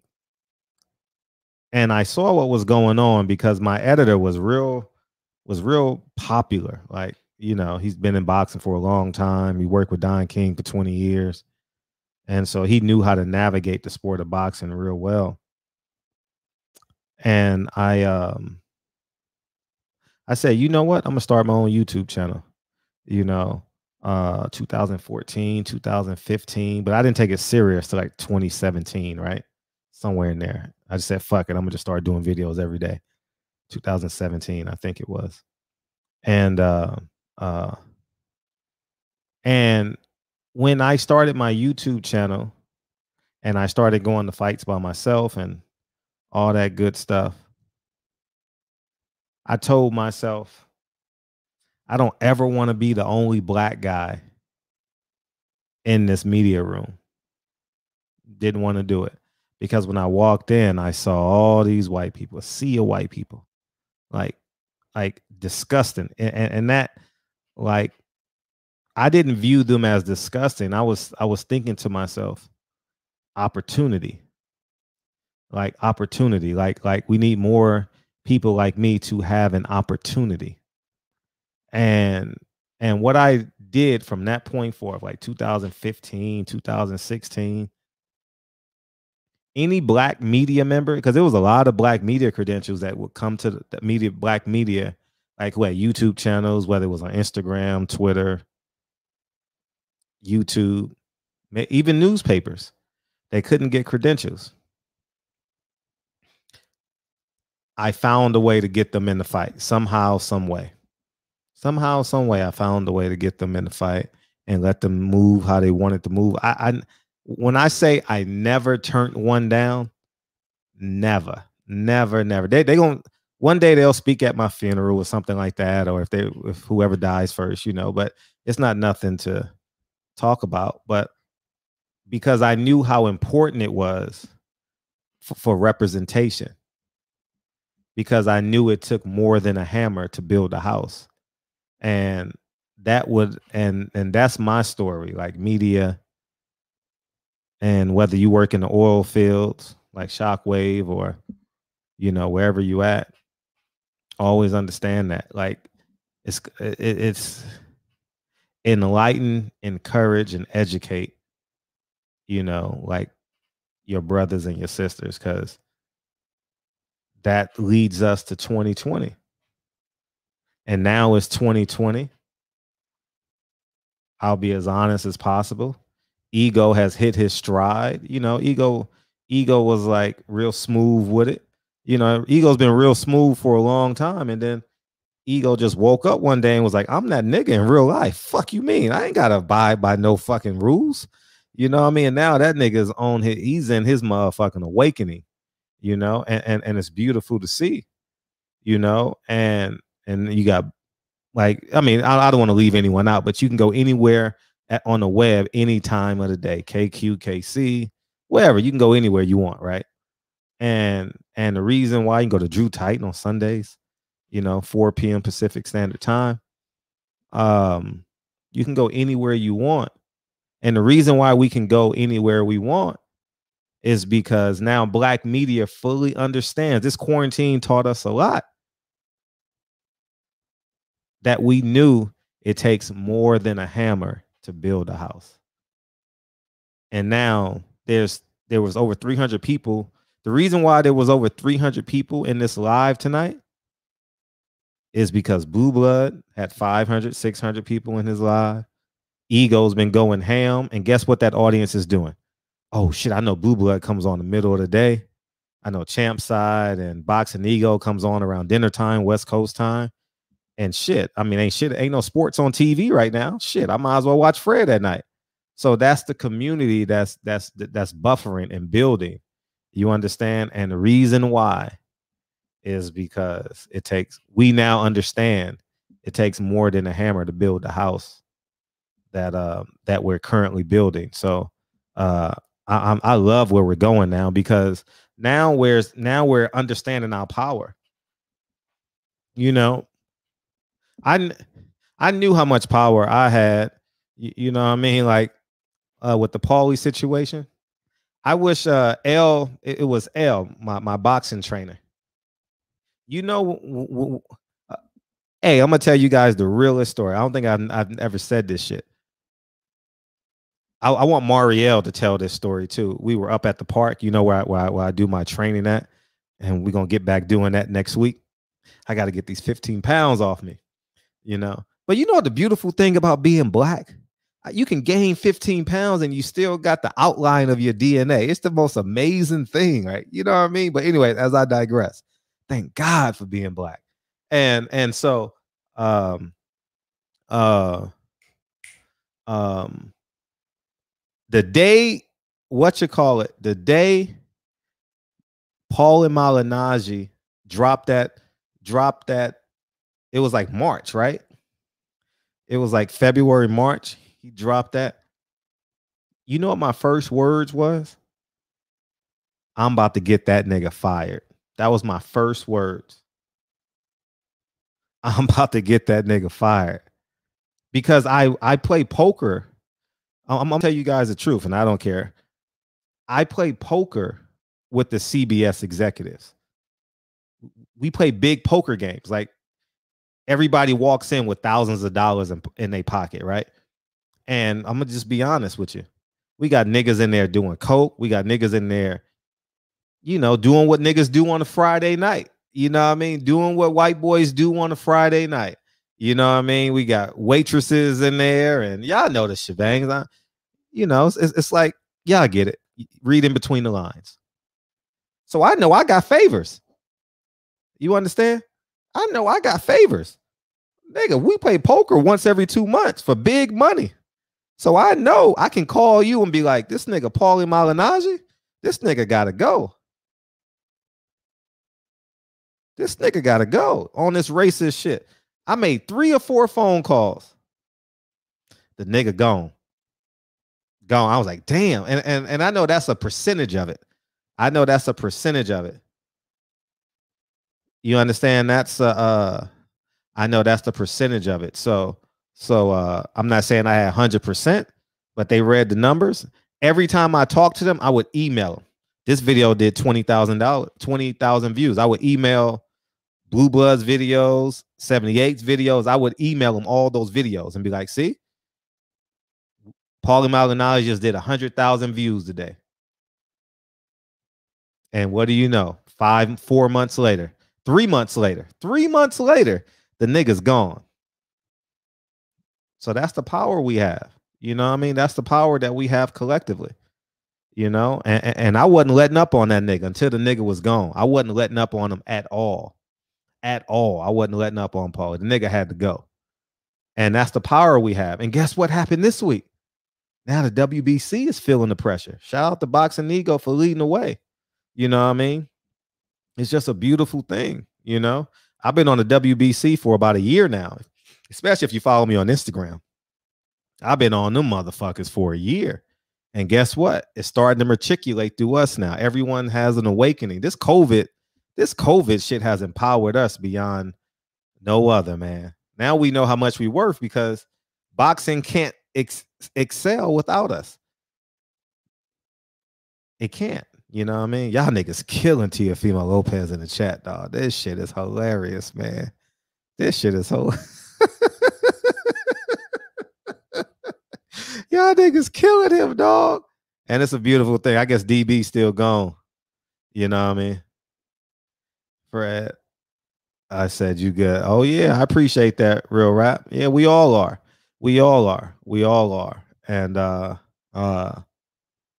it is what it is, man. And guess what? Steve Kim, I knew they were gonna get fired. You know why I knew they were gonna get fired? Because I was in the newspaper. I knew every news. I swear, when because niggas laughed at me when I had 1,000 subs. I didn't give a fuck. I'm like, I got 10 years to build this because I was still getting a little bit of money from the paper and shit. You know, paying my. It was basically free for me to go to the newspaper. I mean, go to the fights. I wasn't making any money, but I was breaking even, and it was a great time. You get what I'm saying? I was going to pay to go to the fight anyway, so I might as well go for free and get some work and build my own brand. Niggas will be laughing at me. I will be flying to New York with 3,000 subs and shit. Y'all remember them days. You know what I mean? And but I knew where I was going. I knew where I was going and what I was doing. And them niggas would laugh at me. And I would just not bite my tongue, but I'd be like, y'all niggas have no idea what I'm about to do to y'all niggas.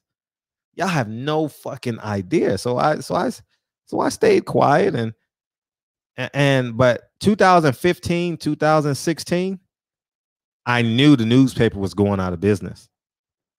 I knew it. And I was like, damn, Raphael getting fired. And when Steve Kim took the job, I knew he was going to get fired. I knew Lance Pugmire was going to get fired. I knew Mike Coppinger was going to get fired. And guess what? All them niggas got fired. Now they ain't making no money. They may be popular, but they ain't making no money. They ain't making no real money. You don't make real money being a media member, not unless you a personality on Fox or fucking ESPN. You know what I mean? I'm just keep it a buck. If you writing, you ain't making shit. Niggas ain't reading.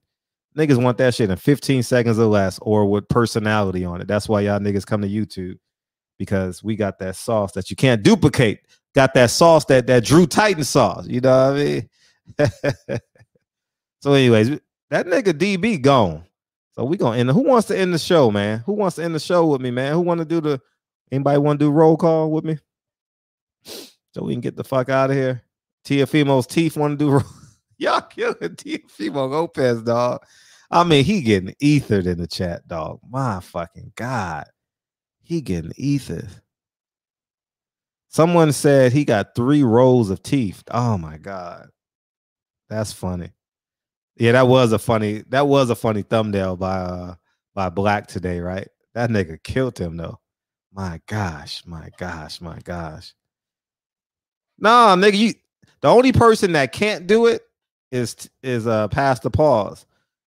Cause you gon' all right, I'm gonna give you one try, nigga. You got one try. After that, it's over. It's over. It's over. I'm leaving. No more. That's that Drake. Y'all remember that shit? Not a B, man, nigga. Call it. because you're not gonna be able to see the chat. Start your live right now, Reggie Owen. Start your live and put the link in the chat. And we'll just all go over there. It's over. It's over. I'm leaving. No more.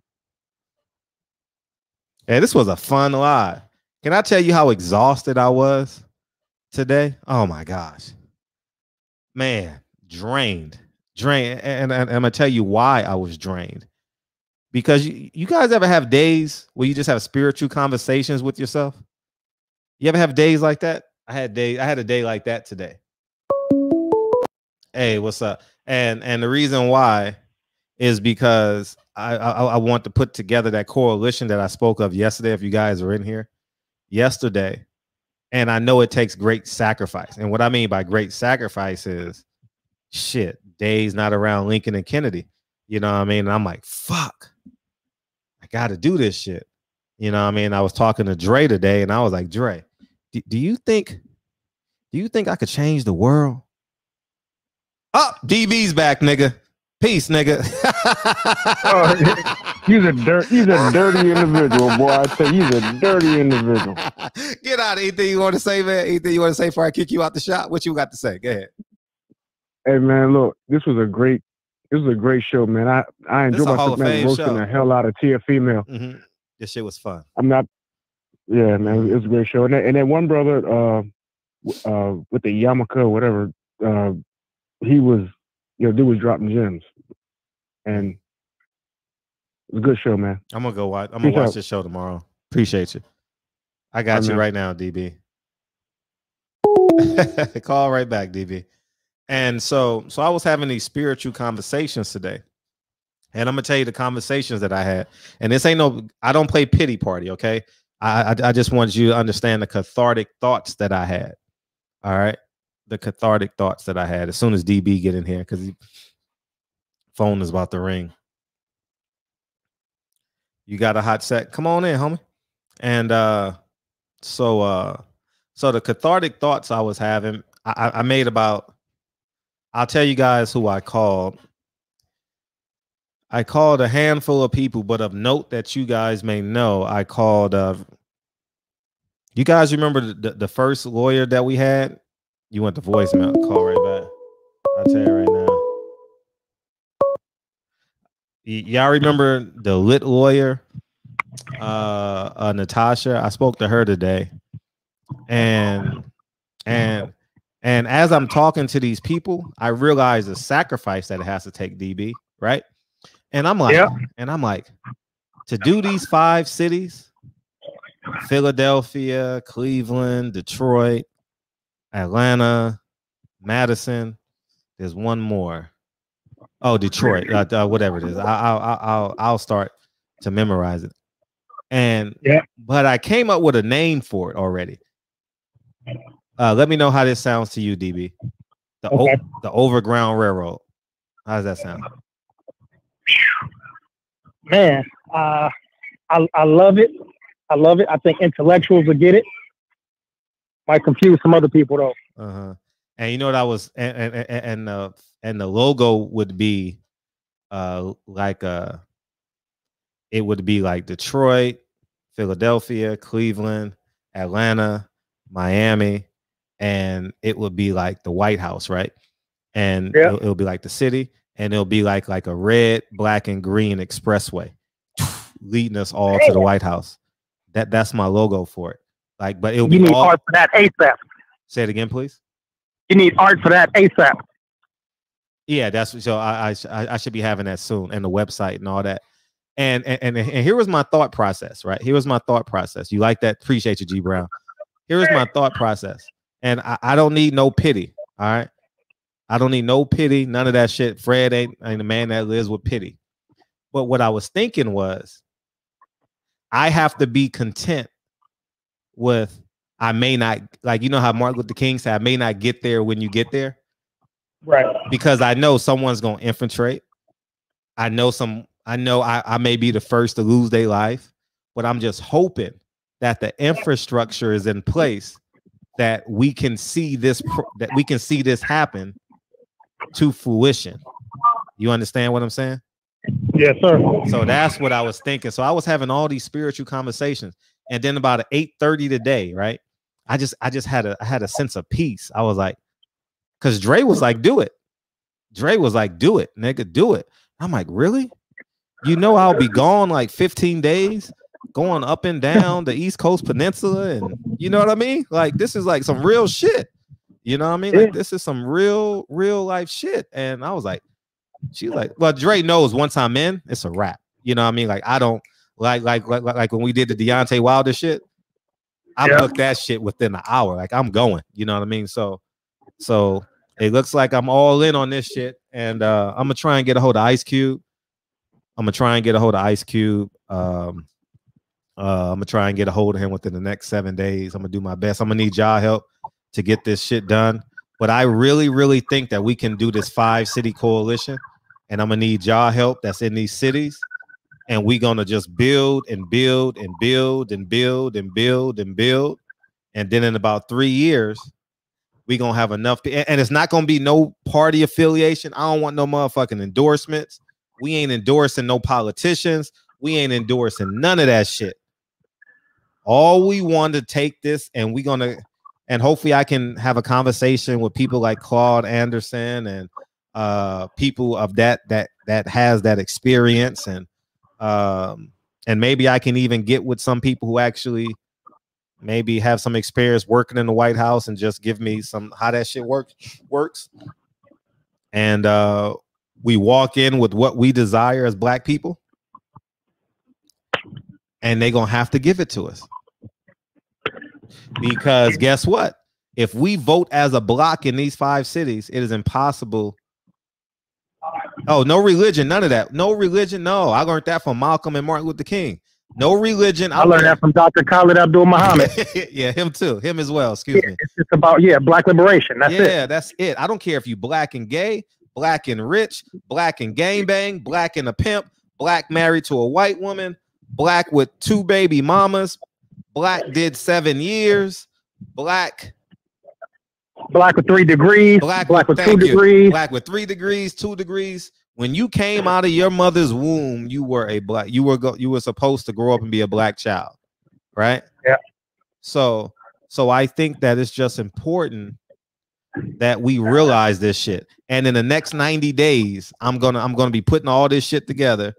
In the next 90 days, Fred is gonna have something, because Sergeant Dorsey gave me till January 20th. But I'm gonna need a little bit more time than that because of the holidays and shit, and people travel, and I'm not gonna be a priority to them, obviously, right? For obvious reasons.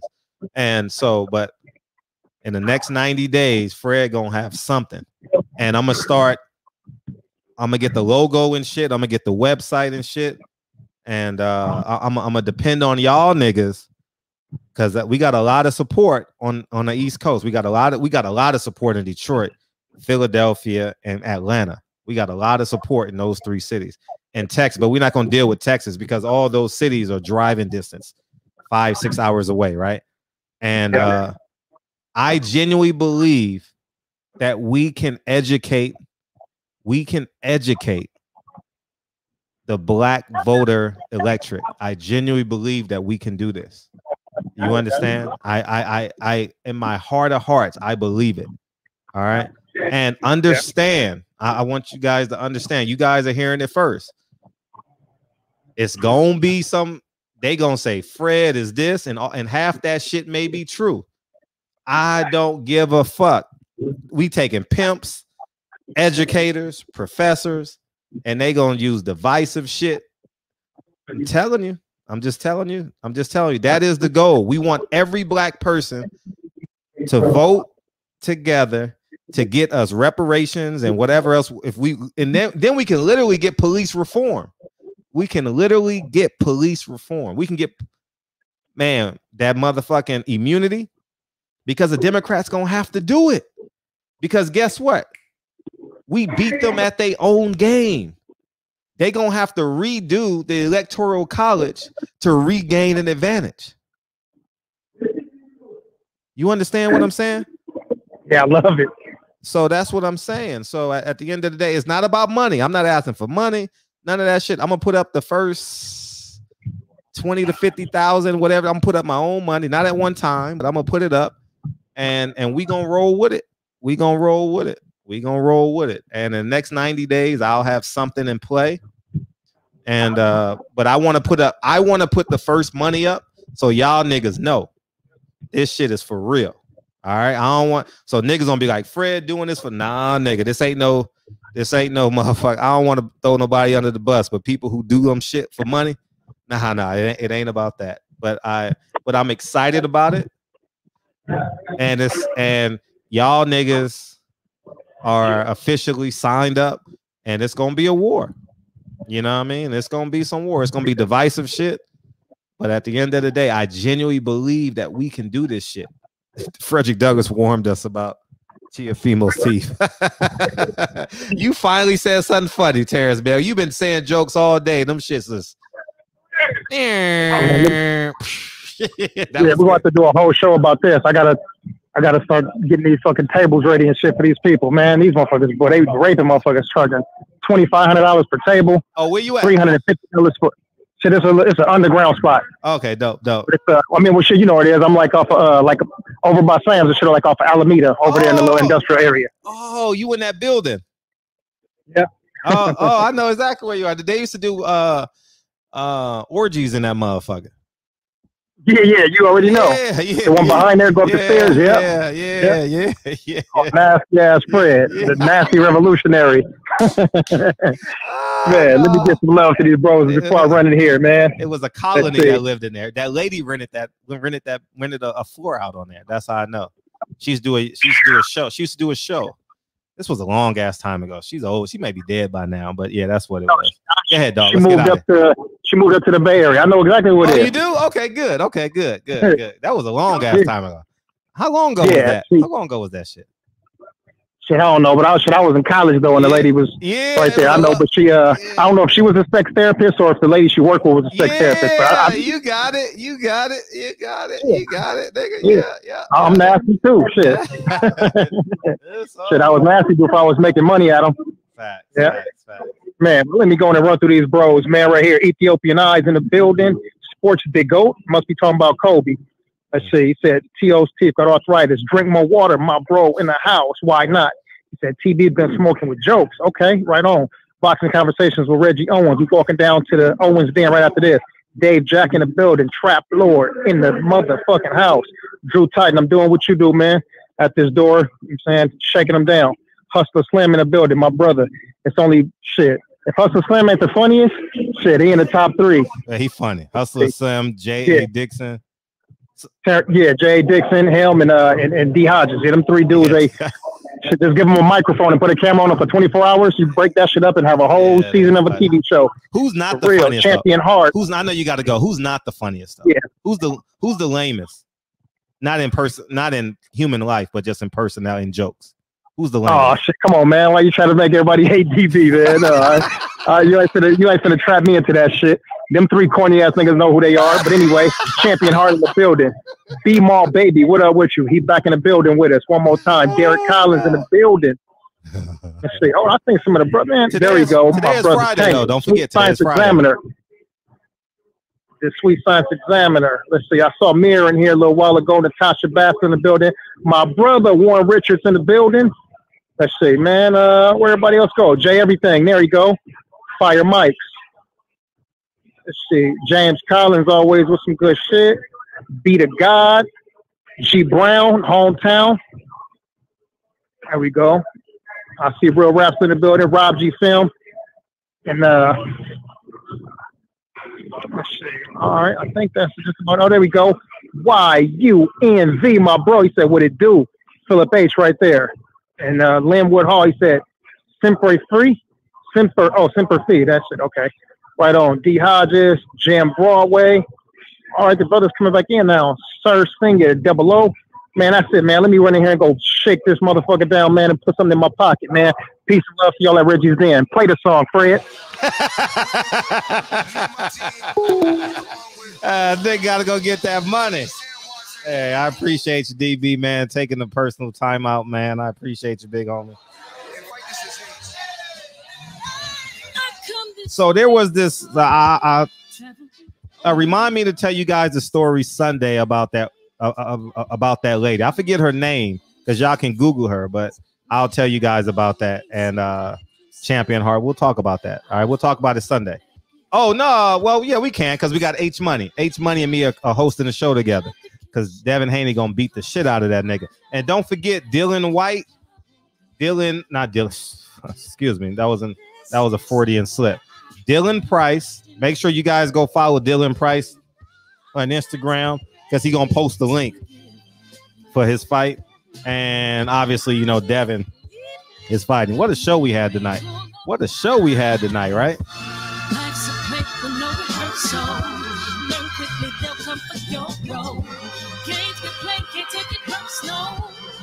Cause the devil is a lie.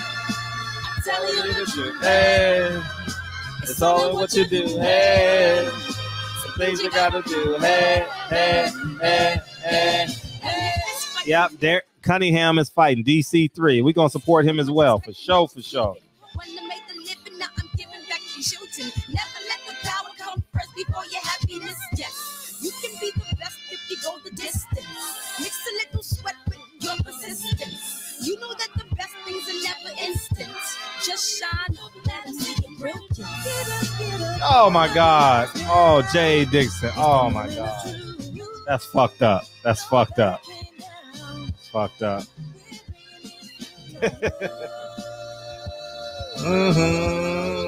T.O. Teeth is a lie. Hey, J.A., what's up? What's up, Rob? That's my personal statement. Running game like I'm Mason. Learn to develop patience, determined to Be the greatest, yeah. Bobbing and weaving and changing up like a season. Indigenous to the grind, so I do it for all my people. I'm fighting just to promote equality where we lack it. Or cancer slowing our road. I'm confident we'll make it. Drink more water. Show was on fire tonight. Drew, homie, after Drew and Shot killed it. T.O. was killed in the chat tonight, fam. Drink more water. I think of your ass every goddamn day, dog. Man, I swear to God, I think of you every fucking day. Swear before God. Drink more water. And I think of your ass. Oh, man. Take it personal. Because the devil is a lie.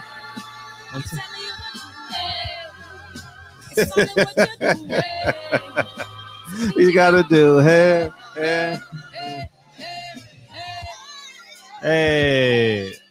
I love y'all, man. I love y'all. How to buy the song? I'll tell you Sunday, Cursor. Come back in here Sunday.